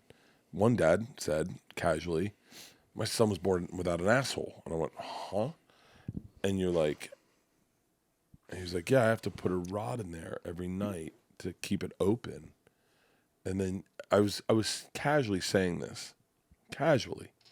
I can't stress that enough. This guy wanted to tell somebody that. He needed to tell somebody. He needed to open up. Yeah, he needed to open up. And so don't say open up. Don't say open up. For him, it was a fucking... He was releasing a burden. It was opening up a pathway. It was letting things out. He needed to dump it out. No. And I sat there like, oh my God. Like, you're the worst person to tell. The worst. I literally was like, 9 podcasts. I literally was like, I'm texting Leanne, you're never going to believe the conversation I'm having. Like, and so he tells me that, and I'm like, wow. So casually, I'm saying that to our writers, and then it comes up, there's some kid that was born without a scrotum. And immediately they lit up, and they're like, wait, no way. And I went, yeah, dude, when you're a parent, a lot of it, like, everyone's got their uphill. And some people's uphill is worse than other people's uphill. Yeah. Everyone's uphill's an uphill. But like I started going like dyslexia is not that bad. And then they're like, we got to put that in the show. That's so great because, and I was like, well, it's a real person. It's like, I'm going to definitely get a text or maybe not. Maybe they don't see it. Maybe they see it. Maybe they see it and they go, walk away. Yeah. Or maybe they're like, I don't need to, their kid has a scrotum now. They build him one. And so. They went to Build-A-Balls? Did they? You could pick a Lakers jersey and put it on there. Dude, I used to have the greatest Build-A-Bear bit. Oh, fuck. Build-A-Bit. Anyway, but yeah, I'm just always waiting for that phone call. Bro, even as I'm riffing on it, I'm like, once you're a parent, you're kind of like, you could be the kid with no balls, so. The premise of this show is based off of me telling everyone about Isla getting her period for the first time. This is the bond that we will always have, because when you say to your daughter, did it get a laugh? Only me and you know what it's like to go do Conan. Conan comes backstage and he says, and other dads that are comics, meaning like comic dads and comics understand this energy. Conan comes backstage and he says, hey, I'm so excited to have you on. You're on the road this week? Yeah. Nice. How are the girls? The girls love Conan because he introduced them to Orlando Bloom at a Comic-Con. They were trying to get in the elevator. Conan's in there with Orlando Bloom. He holds the door and he goes, ladies, come on in. And the girls are like, he's the fucking man, right? Wow. So Conan says, how are the girls? And I said, oh, pretty good. I said, Isla got her period last Friday. And he was like, really? How's that? Like, and I was like, I was fucking weird. I was like, she had a period party. And he goes, what's a period party? I was like, well, we got a red velvet cake. He goes, what? And I said, yeah, you get a red velvet cake. Everyone wears red. Everything's red. You have pasta with marinara sauce, Kool-Aid, and we had red wine. No, this is real, very real. And then Kool-Aid? We put your red, period red Kool-Aid, and everyone. Oh yeah, it's a big period party, and it was me and 9 girls and then 2 boys. He goes, 2 boys. I go, well, they don't tell the boys why they're there, so the jokes and the whole time the jokes on them. He's like, hold on. He goes, are you being serious? I go, oh yeah, she named her period too, and then we wrote that on the cake. Jason, she named her period Jason. He goes, why? I go, she got it last Friday the 13th. And he was like, hold on. And not only me and you could understand this, other comic dads. He goes, can we talk about this on the show? Now, you know the energy of doing a pre-interview and you're like, I don't know if I have anything good. Yeah. And he then goes, you're talking to the host and he's like, can we talk about this on the show? And I go, absolutely. And he goes, really? I go, fuck yeah, dude, because it's funny. He's laughing. Yeah. So we go out and he's got great energy. He's like, so hold on. So tell me how you lit him up. Yeah, and it's great energy. I do it. Team Coco posted on Facebook, gets 20 million views first week. 20 million. Isla watches it with Leanne. Hits play. They're sitting on the couch. I had just taken off to fly out on the road. Isla hits it. And he goes, how are the girls? And she goes, you're like OJ flying to Chicago. Yeah. You're like not there for the whole mess. I just woke up. What's going on? I'll be on the first flight back. She's dead? She was murdered? Dead? She's dead? Her head was, how did they kill her? Oh. You just weren't in town. And so Ilo's watching it with Leanne and she hits pause. And it goes, how are the girls? And I go, great. Isla just got her period. She hits pause. And mind you, she's like 12, 13. And she goes, do a lot of people watch this show? And Leanne goes, yeah. She goes, hold on. What does he say? And she goes, well, maybe you should watch it. But I'll say it's fun because Isla, no one really throws period parties. Yeah. It's kind of odd when you wanted to do this. We had never heard of it. And she was like, hold on. So they play it. She was like, they're laughing, but like, am I a weirdo? And Leanne's like, no, you're not. But you got to understand that like our generation didn't do that. Right. And this is something you're doing. And Conan's celebrating you. Like he thinks it's cool and funny, but funny because we were so shame-based. Yeah. And she was like, I don't know if I'm comfortable with this. She goes, will people at my school see this? And Leanne's like, oh, 100%. So Isla goes to school the next day and is like, one kid brings it up and then it starts going viral, and then email, and Isla was not in love with it, and then emails started coming in from little girls and to my website and from their parents, obviously, but they're like, hey, this is Kira. I want to thank you for sharing. Thank your daughter for letting you share that story. I got my period Monday, and my parents showed me this Tuesday, and I was really freaked out, and I was scared, and I wasn't ready to grow up, and we threw a period party, and thank you, Isla. And I get emotional thinking about it, because I go, first of all, I thought I was in a lot of trouble, and then Isla... Well, this is the best Isla in starts the world. Printing them out, and she was like, this is, like, good, right? And Leanne's like, baby, it's crazy. 20 million people saw it. You can only imagine how many emails we got. And then people were like, and it was making us laugh because they were like, little girls were like, Isla would write back, what did you name your period? Wow. And then they write back to Isla, Doug. And they're like, Doug? She's like, I don't know. I had an uncle named Doug. And so I like got real, and then Nikki Glazer reached out. Like everyone started reaching out. Like that's so cool. Did she get her period? Nikki, not yet. She's still waiting. I think she's going to do it on the Golden Globes next year. But it was, so it turned good, right? Yeah. So then the whole premise of this thing is me going on a podcast and just doing what I do is like I overshare, I tell too much, I don't, and I'm doing it now. I'm doing it today. I do it all the time. I can't help it. Yeah. But that goes back to your like Costa Rica, there's sharks in there. There's a guileless, meaning there's nothing mean about it. There's like something lovable and warm about it. And you're the first guy that jumps off a cliff and it kind of works. And it's again, not to be so you made a weird about it, but there's something really essential about it. You're a bumbling, please don't misunderstand. In my family, I'm the goon, I'm the big dumb animal. Believe it or not, I'm the hutch in my family. So it's again why I relate, but like, then Val will also give me respect and be like, I'm the big dumb animal that's like telling her she should do her short film or helping Leela literally jump off a cliff, like a rock, a big rock. You know what I mean? Like there's something useful. When the goon is the right tool, it can really break down some really difficult walls. The paralyzation by overanalyzation is something I don't suffer from. That's right. I definitely think just do it and then deal with the consequences. Yeah. I think they don't call me the goon, they call me baby walrus.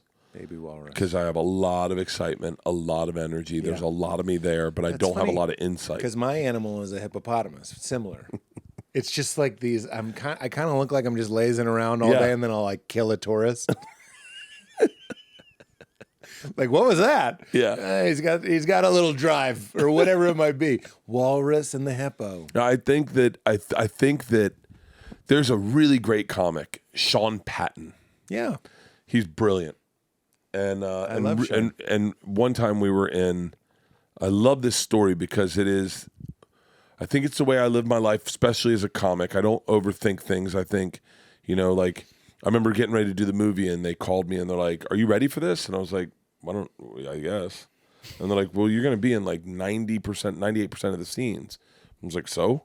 And they're like, "What's a lot of acting?" And I was like, in my head, I was like, I'll figure it out. Yeah. Like, I don't need to, like, what am I going to go to start doing acting classes? Yeah. Like, I got a week to get to Serbia. Like, right. I was like, what? Yeah. Like, doing the TV show, I go, I don't know. But they also just mean pacing yourself, too, right? Yeah, I mean, if you're in every scene. I drank every fucking night. I fucking turned it into the greatest time of my life. But I think I didn't worry myself about, like, can I act or any of that stuff? I just was like, let's just jump in feet first. And I was with Sean Patton, and I just discovered.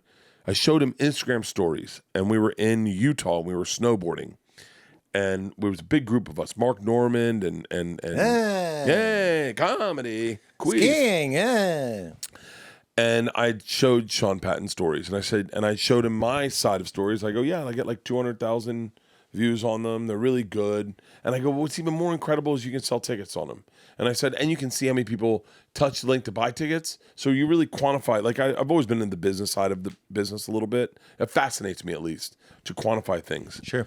And Sean Patton made a cup of tea. And as he made the cup of tea, he was trying to do a story. And Sean Patton did like 7 attempts at making a story for this cup of tea. And he was in the kitchen, and I was on the couch. And I watched him. He's like, we're in Utah. Hey, New Orleans, I'm coming home. No, that's not fucking stupid. All right. Oh, Utah. And he's doing it. And I'm on the couch recording him filming a story about making a cup of tea. I get 7 different shots of Sean Patton, Utah. And I posted them, and they got 300,000 views, all of them. And the replies are like, this is hysterical. I can't find the video. He never posted it. And I was like, here he is wanting to make the perfect video when the thing is just make it and put it out. Just jump out of the grave. Just and look at, I remember someone's like, someone said to me one time, it was Sebastian. And I had maybe it was Secret Time was getting ready to come out.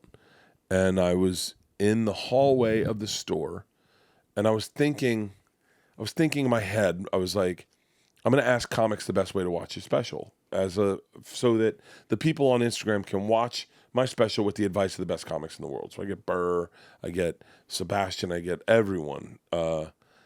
And anyone that's there, I'm just like, yo, I have my camera. It's just my phone. I was like, what's the best way to enjoy a special? Do you do it yourself? Is there other people? It was a bunch of questions.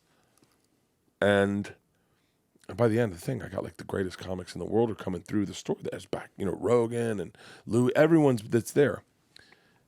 And Sebastian goes, I'd get Sebastian, and he's like this the whole time. And he goes, why are you doing this?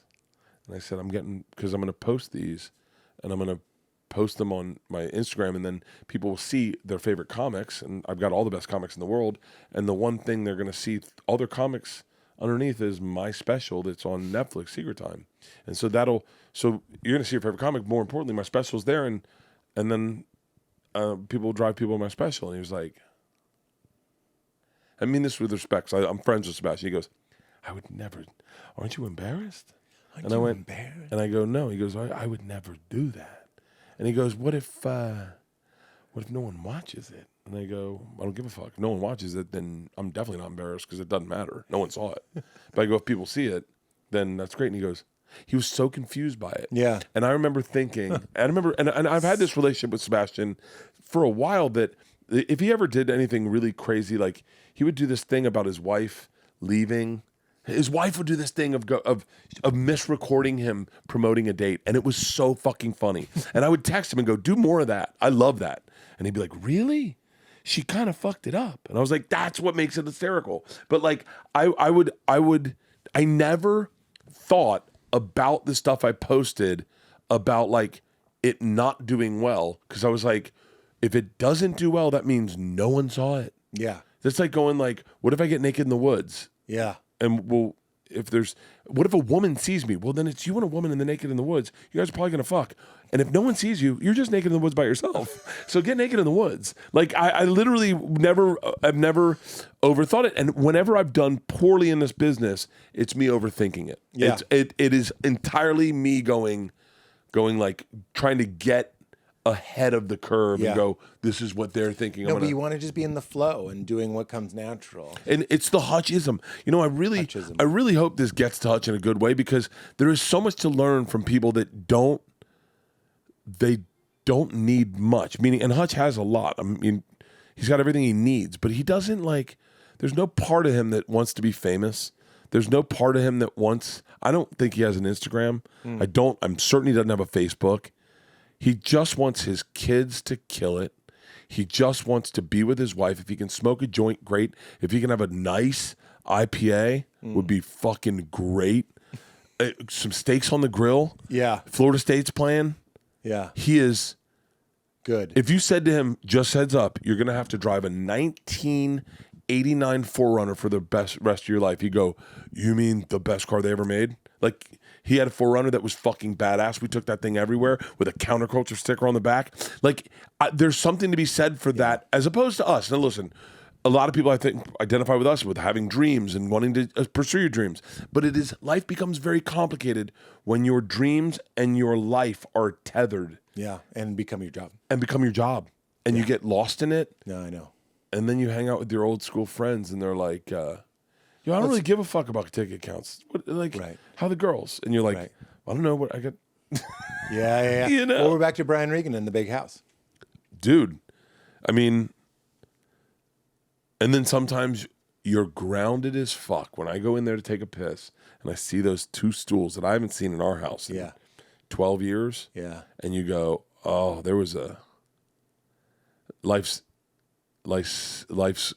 doesn't have to be this complicated. No, I know. That's a thing we talk about a lot on this pod. I don't mind. You mentioned Bobby Lee. When I just did his podcast, and he was talking about like how he wants to buy a farm and just meditate and read books. And I was like, Bobby, that's never going to happen. Never. That's the easiest way for him to relapse. If Bobby Lee's at a farm, I mean, there's no part of him. But I just want to, you need to have that farm inside before you go to the farm outside. There needs you. I mean, so true. You Right? have to. You have to change how you like Hutch. Maybe he is living his version of a farm, but if we want to get off of the cocaine of show business, of all this affirmation, all this specialness, all these tickets, all this shows, all the premieres, all this stuff, like we got to wean off of that. We can't jump to the farm, is what I'm saying. In college, I gotta give him even more credit. I've been doing this since I was 26. Hutch every year writes goals for his life, but his goals in college he would write goals for his life, and they were always like, take my son surfing. He didn't have kids at the time. Like, take my son surfing, and you were like, and he's done that a ton now. But like, nailed it. Hutched. Put that on the A list. I mean, Hutched. I remember him saying to me, like, I mean, just in like really visualizing what you want, getting what you want. And he was like, I was like, dude, one day, me and Ange, we're going to have an Airbnb in Costa Rica and just surf every day, eat great food, and live in Costa Rica. I would not be shocked if in the next 5 years, if he did it. That's what I mean. We need to be in Costa Rica in here first, and you can smell that on a person. You need to be. By the way, Bobby, I love you. I hope you get your farm. I'm just saying we all listen. Bobby Lee is. By the way, I'm going to that. I'm going to let that slide. I can't let Bobby Lee go to a farm. Who's he bringing with him to do all the work? I don't. Yeah, it's not Bobby. No, that's what his ex-partner said. She was like, "Who's going to do the planting?" Yeah. If this was a dream he had with Kalila, then that makes sense. But if it, yeah, I know. But Hutch, I'm all for it. But piece by piece, I'm trying to get more of an inner farm. You know what I mean? So when you're on, you're closer to the farm than I am. That's what I mean. Little baby steps to farm life. But I'm not even. You know what? I gave myself that note. I was like, if there's a thing that I'm always hitting you on, is like, bro, when are you going to slow down? When are you going to like smell the roses? That sort of stuff. But then you know what I realized? I love you. I love how you are, and if it really seems to be working for you, and I need to stop going around being like, but you should read a book in the sun in the morning. Like, okay, I'll do that. You keep doing what you're doing. I wonder if maybe I have my inner farm. Because this could be your inner farm. Tell me, what do you mean? I mean, like, today was a pretty crazy day. Still is. I have meetings that later in the day. Brag. And then my last thing I end at 8 o'clock. 8 p.m. 8 p.m. Set? No. No. Oh. And group sex? Group sex. Me and my wife, and then these two people we met online. You're fun. So, but I woke up. I woke up this morning at like 5:30, and I was like, I'm gonna get to the gym. I'm gonna work out. I'm gonna run. I'm gonna sauna. I'm gonna shower. I'm gonna run down. And then in my head, when I sauna, I think of you because you posted a video where you go, "It's the last 10 minutes. It's the worst." And when I have 10 minutes left, I always think of your red face. Oh my God, like, it's the worst. And you did that promo where you came out and you were steaming. So I have two Bert sauna associations. Keep going. Yeah. I just want you to know you entered my life. So funny. It's so funny what you think about when you do something like that. Can I tell you what? I had a conversation with a guy one time, and he was like, I just sauna, and he's like, dude, how big was your cock in there? And I was like, I don't know, I didn't notice. He goes, it's called sauna cock. It's like sauna cock. And every time I get in the sauna, I go, where's my sauna cock? I got no sauna cock. I remember when I was in Australia with David O'Doherty. Do you know him? No. He's an Irish comedian. He's great. He was like, the weirdest thing about being in Australia is you just get erections all the time because you're used to being asleep. So you just keep getting boners because your body's used to being asleep. And I'm like, totally. Like, I did not get any sauna cock in Australia. There was a guy. Hang on. Can you bleep for a sec? Okay. Do you remember him? It's better if you remember him. Doesn't matter. Okay. Okay. There was a guy one time that told me, I just had George, and he goes, just giving you a heads up. When you hold your baby, your dick's going to get hard. And I was like, really? He was like, yeah, because you're not having sex with your wife, and it's a warm body, and your dick will get hard. I just don't want you to be like concerned about it when it happens. I was like, It's a little not weird. It's not weird. It's Everyone's not weird. rock hard. Everyone's rock hard. So I get Georgia, like at like 8 months. I'm like, my dick hasn't got hard once. I was like, do I not love her? Like, what's going on? Something wrong with me? Is something wrong with me? And you ask it. That's the kind of thing that gets you asking a guy friend, like, is something wrong? I'm not hard when I'm holding my baby. And they're like, what? I'm at a party on a Sunday, and I said, my buddy, can I ask you a wild question? He's like, what's up? He had a son right around the same time. I go, when you hold your kid, does your dick get hard? And he goes, God, no. What's wrong with you? And I went, no, mine either. And he was like, oh, right. And I was like, no, this other guy said that your dick's supposed to get hard. He's like, yeah, right. And if you're in Australia, double hard. Sauna? Wow, that's so crazy. I don't know if I hard. wonder if my dick gets hard in Australia. I just thought it was the weirdest flex that he was like, I can't stop getting boners. I can't do his voice. So you got up at 5, you saunaed. And so I got don't up know at what 5? I do. Yeah, 5:30. I don't know what I do if I had free time. You Wahlberging it, bro. Like Leanne wants to, like, she always says, like, I want to get a farm in Nashville. I want to get a farm and I want to go back down to Florida. What are we going to do? What are we going to do? Are we going to be in LA for the rest of our lives? I don't mind it, but we got to figure out where we want to be. We want to go to Oxnard. I wouldn't mind being in Ojai. I got good friends in Ojai. And I always think, I wonder what would happen to me if I kind of slowed down. I wonder if I just start getting old and be like, I don't have thoughts anymore. I'm not thinking about stand-up. I'm not. Well, I think everybody needs to figure out where and when to prune. It's not all at once. It's like a little snip here, a little snip there. If you're me, I'm trying to figure out how little can I water the comedy cactus. And that's not really for everybody. I mean, some people would be living my life and be like, I used to be in the mix. You know what I mean? And I just go, I don't feel that way. I love. You're still. I just saw a movie you did that I never ever saw. A movie? Yeah. I thought you said a move, which would have been even cooler. I was like, I just saw you in a trailer the other day, and I was like, when the fuck did this come out? My feeling is you can do it. You can figure out how to get the levels right. Do a movie here. Go to the store. I was going to say one of my favorite things in the world to do is just go to the store. If I'm being honest, have a very nice set. Yeah. And just be like, these guys, I love all those people, hang out and drive back to the mountains. I love it. I used to be one of those guys that's like, you got to be where the, you need it. And I'm like, slowly, like weaning off an addiction. Yeah. But that's me. I really, the last time you did this podcast, I was really hitting you to be like, but what about, be like me. And now I'm just kind of like, I like that you're out there. You're making stuff. It entertains people. I remember saying to Rogan, like, you got to tour more, man. Why aren't you touring? Like, you're the biggest you've ever been. You should be touring. He's like, yeah, I don't want to be with my family. Like, I love. Yeah. And I remember being like, God, if I had, in my head, I was like, if I had all his heat, all the fucking views he's getting on his podcast, I'd be out Thursday night. The other way to look at that is he has all this heat on his podcast so he can stay home. Yeah, I know. And then I was saying to him the other day, That's what Attell said when I was doing Crashing. He was like, now's the time to hit the road. And I'm like, what? Yeah.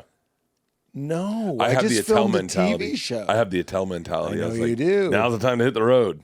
I guess. Make hay while the sun's out. But that's something that you said. And I was like, yeah, but the people that remind you that make 10% of your hay.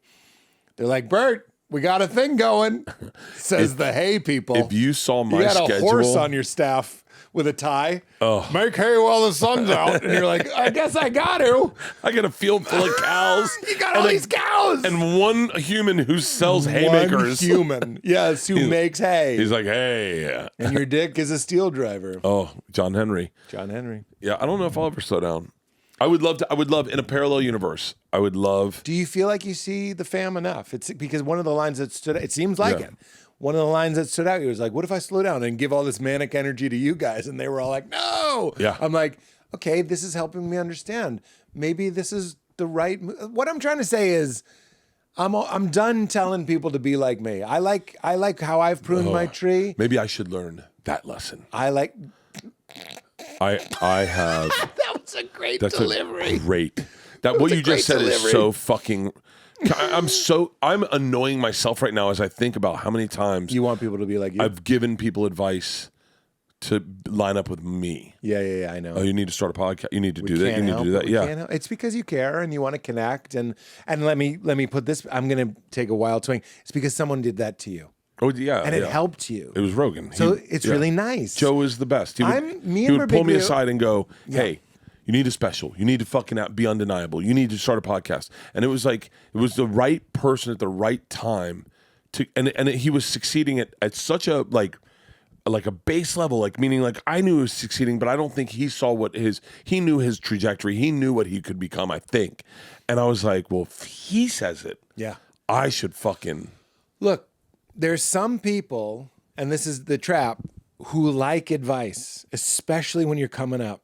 When I was coming up, I love advice. And I met Birbiglia, and he started giving me advice, and I took it. He was like, wow, people don't usually listen to my advice. That's a great Birbiglia. And I was like, he and I relate to that because, but here's the trap. The advice-loving people then go like, oh my God, this guy just gave me a one-sentence thing. Like, be undeniable is what Gavigan said to me, by the way. Yeah. And I was like, I'm going to go around and tell all the comics. Gavigan said, and like you realize not everyone likes, like it's okay. Yeah. Makes no fucking sense. It makes to no me. sense. Makes no fucking sense. I was like, you need to be a little clearer. You need to be a little clearer. And he's like, you'll know. I used to do it with my openers, especially when I was on the Hooch. I would be like, listen, here's how you get Montreal. Jack Daniels breath. Look, you need an introductory statement. And then I was like, no, maybe just let them figure it out. It's like parenting. You go like, I guess they have to touch the stove. I remember telling a comic at the store on the patio, you should host a show. Because when I was on Travel Channel, you know what you should do? You should do this, this, this, and this. And I was like, this. And you could tell he was just glazed over. And I was like, that's what you should do. And he was like, yeah, I kind of want to be an actor. And I was like, okay. And I was like, not all of us can be actors. And I just walked away. And I was like, he'll never fucking get it. And that person was? Steve Martin. I'm just looking at a picture. I loved it. It was Michael Keaton. It was Michael Keaton. I want to give it a go. God. Look, I'm just saying it's hard for the advice-loving people to learn that other people don't want your advice. Because clearly, right now, as we're talking about it, I'm like, they're wrong. Oh, they're. Do you know how hard it was? Do you know how hard it was? Wrong. My whole team, my whole production company was like the horse, the cow, the all of them. They were like, you need to cut back on podcasts, and I was like, I don't think you're aware of how this business works. And they're like, no, we are. And they're like, we think we could do less. We could do this and this. And then they came up, and Leanne was in charge of it. They came up with a plan. And they're like, you need to make this decision. And it took everything in my... And Leanne said to me, don't go calling your friends, asking for advice. They're going to tell you you're crazy. This is your life. You need to make this decision. Wow. And I was like, it took everything in my power not to call everyone I know. And to go, hey, what do you think about? Because why not? You didn't? I know I did. I did because I did. I didn't call anyone. I didn't call anyone, but I did cut back on the podcast. And what happened is, oddly enough, at the exact same time, Tom came to my room. We were in DC together, and he was like, "Hey, can we talk?" And he talked about how overwhelming podcasting was becoming to him, and with other projects going on. And then I was like, "Well, that's the right advice I'm hearing from him." At the right time. To cut it back. And so I said, let's just do Bertcast. I go, let's demonetize Bertcast. Let's do, because if ad sales, you're mandated to do one a week. And I was like, I go, let's demonetize it so we can just do them when we get good guests. And then I really just want to do musicians. Like, I don't mind like a great comic like you I could have a conversation with, but having to do them every week, a lot of times you have comics that you're going like, I don't know what to talk to this person about, and I hope this is good, but I'm not really that interested. I love your candor. It's very funny that you said that. There's so many, you know exactly what I'm talking about. Is they're like, hey, can you have ... on? And you're like, who is he? Yeah, it happens. It's part of it. Yeah. And sometimes you get great podcasts. I was going to say, sometimes those are the ones Katie knows. A joke on this podcast is I go, Katie, this one's going to be an hour. Yeah. And then we end up talking for like 9 hours, and I love them. So it can go either way. You never know. Sometimes the guy that you're like, I can't believe we got him, they stink. So you never know. And so I said, fine, let's demonetize Bertcast. And then I go, demonetize Something's Burning, I guess. And they're like, well, no, we can do funding for Something's Burning. You're just going to do this. You got to do this exact amount of episodes. I was like, okay. And then I was like, and I've never enjoyed Bertcast more than not doing it weekly. Like what by knowing that if someone's coming on, like I have the Black Crows coming up, and I'm like, I can't fucking wait. Yeah. I can't wait. And then I have like, Hey, this sounds like a little prune. yeah, I figured out a little a prune. little prune. Yeah. And I mean, health, once you start dialing in your health and you have energy, then all of a sudden everything's possible. And I wish I could do it with, I did it with arenas. I was like, I'm getting ready for the special. Arenas are a stress for me. They are a real stress because Tickets? yeah, you're never done selling tickets. You're never done. And so always they're like, It's like these theaters are sold out. I did Looking at the Boston- steam map, yeah. these theaters are sold out. But you have a whole other theater right here that hasn't moved at all. I did Boston this week. Boston was the first that, like, you want to do TD Gardens, or we can do the Wang, and if you can add shows if you want. And I was like, I'd rather do the Wang because the Wang's a pretty big theater, and I was like, do a couple of those. It's like bottom bowl. And then I was like, I'll do the Wang. And then they're like, I never heard from anyone. They were like, they sold out. And I was like, oh, cool. I never had to do any promos for Boston. Yeah. I never had and then you do like Tampa. They're like, yo, you still have, 5,000 tickets to move. And you're like, Jesus Christ. They're like, no, you're at 15,000, but it seats 19. So, and I was like, hold on. What the fuck? Like why? Like, and I'm not shitting on my agents or managers. I'm just saying that you always have tickets to move. You always have. This is what I'm saying. Once you become the business, so anytime I've told you to hey, maybe you should, it's out of love, and it's because I know the Western way is find something that makes money and then squeeze it until it pops. I think that. And it's up to you. You're at a completely different level for me. It's up to you to go you know what? Joe Rogan, I don't want to go out. It's funny. I look at. I remember I just said this to Joe the other day on his podcast. I remember him saying stuff to me and thinking he was out of his fucking mind. And he was the pyramids, there's a whole other structure beneath them. No, it was about the thing that there's it was a about UFO the underneath the non-seams pyramid. in these planes they found. No seam whatsoever. No. What's fun is I love that stuff. Keep going. Oh. It sounds like I'm teasing, but I'm aware of the UFO under the pyramids because I love that stuff. Oh, yeah. Keep going. And I remember him at a very thing. I was like, I really wanted to be famous. I really wanted. He to said fame. that. I did. Oh. I said it. He was like, "You're out of your fucking mind." He goes, "Your goal should be not to be famous. Your goal should be to be as least famous as you can be To still work. Yeah, to still work." And By the way, I honestly feel like that's pretty much my level. You are not going to Disneyland. No. And by the way, Rogan has to rent it out. Rogan's not going to Disney. Yeah. But Well, this guy, I'm on Pirates, maybe a couple highs, yeah. maybe a couple yo-hos, but I'm going to enjoy that ride. I remember, and I said that to him. I was like, dude, you totally didn't listen to your advice. He goes, I know I fucked up, but that was the goal. The goal was to be less famous. Yeah. And I was like, that's so interesting because I didn't listen. And now I look at it and I go, I think you were right. I look at guys who just have a great, Mark Norman's a good example. Yeah. He kills it, sells everywhere. Yeah. He can definitely go to fucking Disney. For sure. They'll think he's one of the attractions, like a haunted puppet. Hey. Oh, one of the haunted puppets from the mansion got loose. Oh, there's something there to remind us to wear sunblock. Yeah. Is that okay? Love you, Mark. He does do that, Oh, he's a AI. You know that. That is a Roomba. They got an update. To get meta about. We were just talking about this about stand up. I had dinner with Mark and Sam, and I was like, because as a storyteller, I always feel like I'm trying to tell a better story or tell stories in a new way, make a story more interesting, less almost formulaic than different than the last one. Mm-hmm. I'm reading a book about storytelling right now about the 7 different plots of story, and it's a. You're writing a book about it. I'm reading a book. Reading a book. When you said the 7 kinds of plots, I was like, he's not writing this. No. And so I'm like, and I'm fascinated because they're real joke writers. And I was like, so when you guys approach a special, what is your thing you're working on?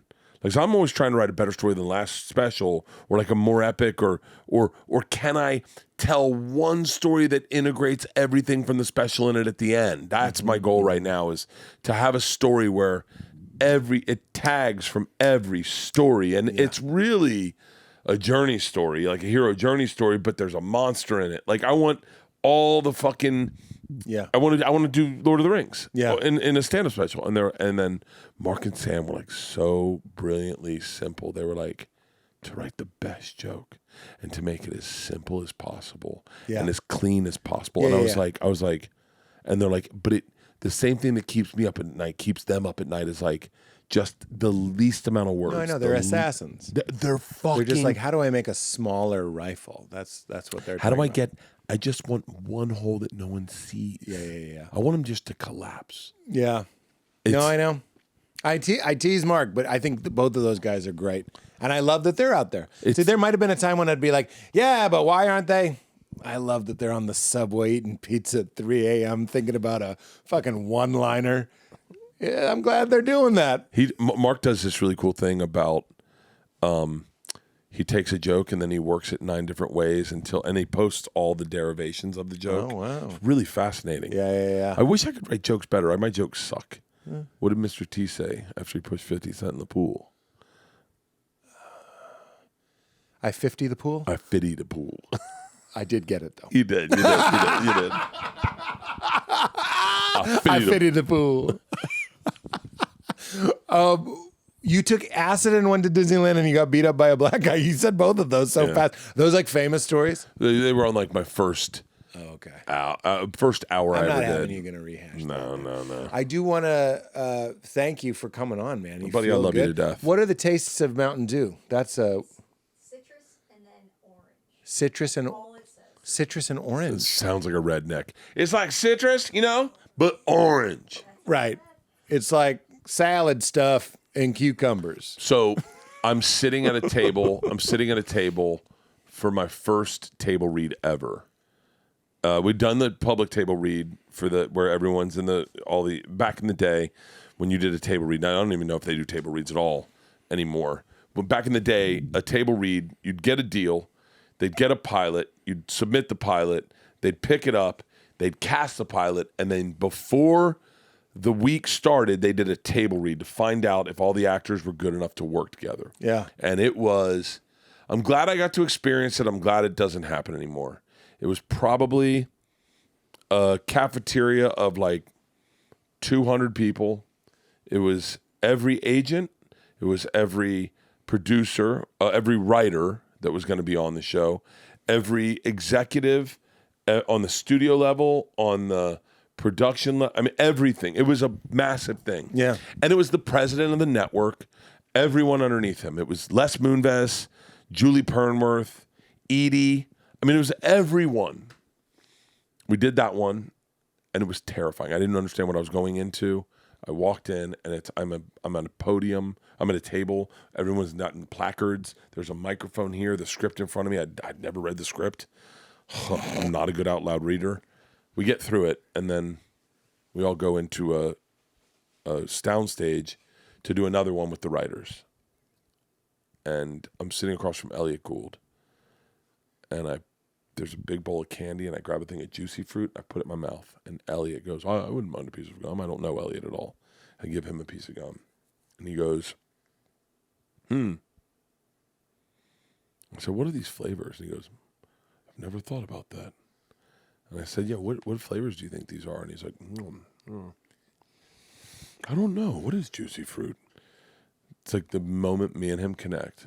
And I go, I'll figure it out. So he goes, how are you going to figure it out? I said, I got a good taste buds. I'll get it to you. So I call the Juicy Fruit Company. The number's on the back of the piece of gum. I call them. I go, hey, can you guys tell me what flavor Juicy Fruit is? And they tell me, and I write it down. It's banana. It's grapefruit. It's apple. It's grape. It's like a bunch of different. Wow. It's basically like all the good ones. Including grapefruit. No cantaloupe. I think grapefruit's in there. It might just be grape. But it's banana, apple, grape. I was going to say banana is strong. Yeah. So the next day we're going to do their next table read, and I see him grab the juicy fruit, and I go, tell me if I'm wrong. And I list off flavors, and he puts in, he goes, you nailed it. You nailed it. How did you do that? And I said, I told you, I got a good tongue. And he's like, that's incredible. That's exactly what this is. And I said, yeah. So we do the whole thing of testing or of doing the show. We do it. And by the way, Elliot and I become friends at one point. There was a guy who I no longer is a showrunner, but we're trying to get pickups at the very last minute. And Elliot is playing a blind guy. He's got a dog, and he's like looking up at maybe a stick, and he's looking off the side. And Elliot leans in and goes, try improving one. And we had done like 15 takes of me going, sure thing, sis. Sure thing, sis. Sure thing, sis. Sure thing, sis. It's 2 a.m. Sure thing, sis. And the girl walks in, and I go, she goes, hey, can I have a beer? And I go, is the duck's ass watertight? Grab one. And everyone laughs. And the showrunner comes up and gets in my ear, and he goes, you're fucking me in the ass right now. You're fucking me over. You have me bent over in front of CBS, in front of Fox Studios, and you're fucking me in the ass. Fucking read what I fucking wrote in the goddamn script. And he walks away, and Elliot goes, still blind, goes, sorry. So we're walking, we're done. It's like 2 a.m. And Elliot walks by me, and he goes, I left my number in your room. I'd like to go to dinner with you. I think you're very interesting, and you're a very fun guy to work with, and I think you're going to have a tremendous career. And I went, okay. I said, okay, cool. And he goes, please call me. And I went, okay. I go, Elliot? And he goes, yeah. I go, I called Juicy Fruit. He goes, I knew it. And he just walked away.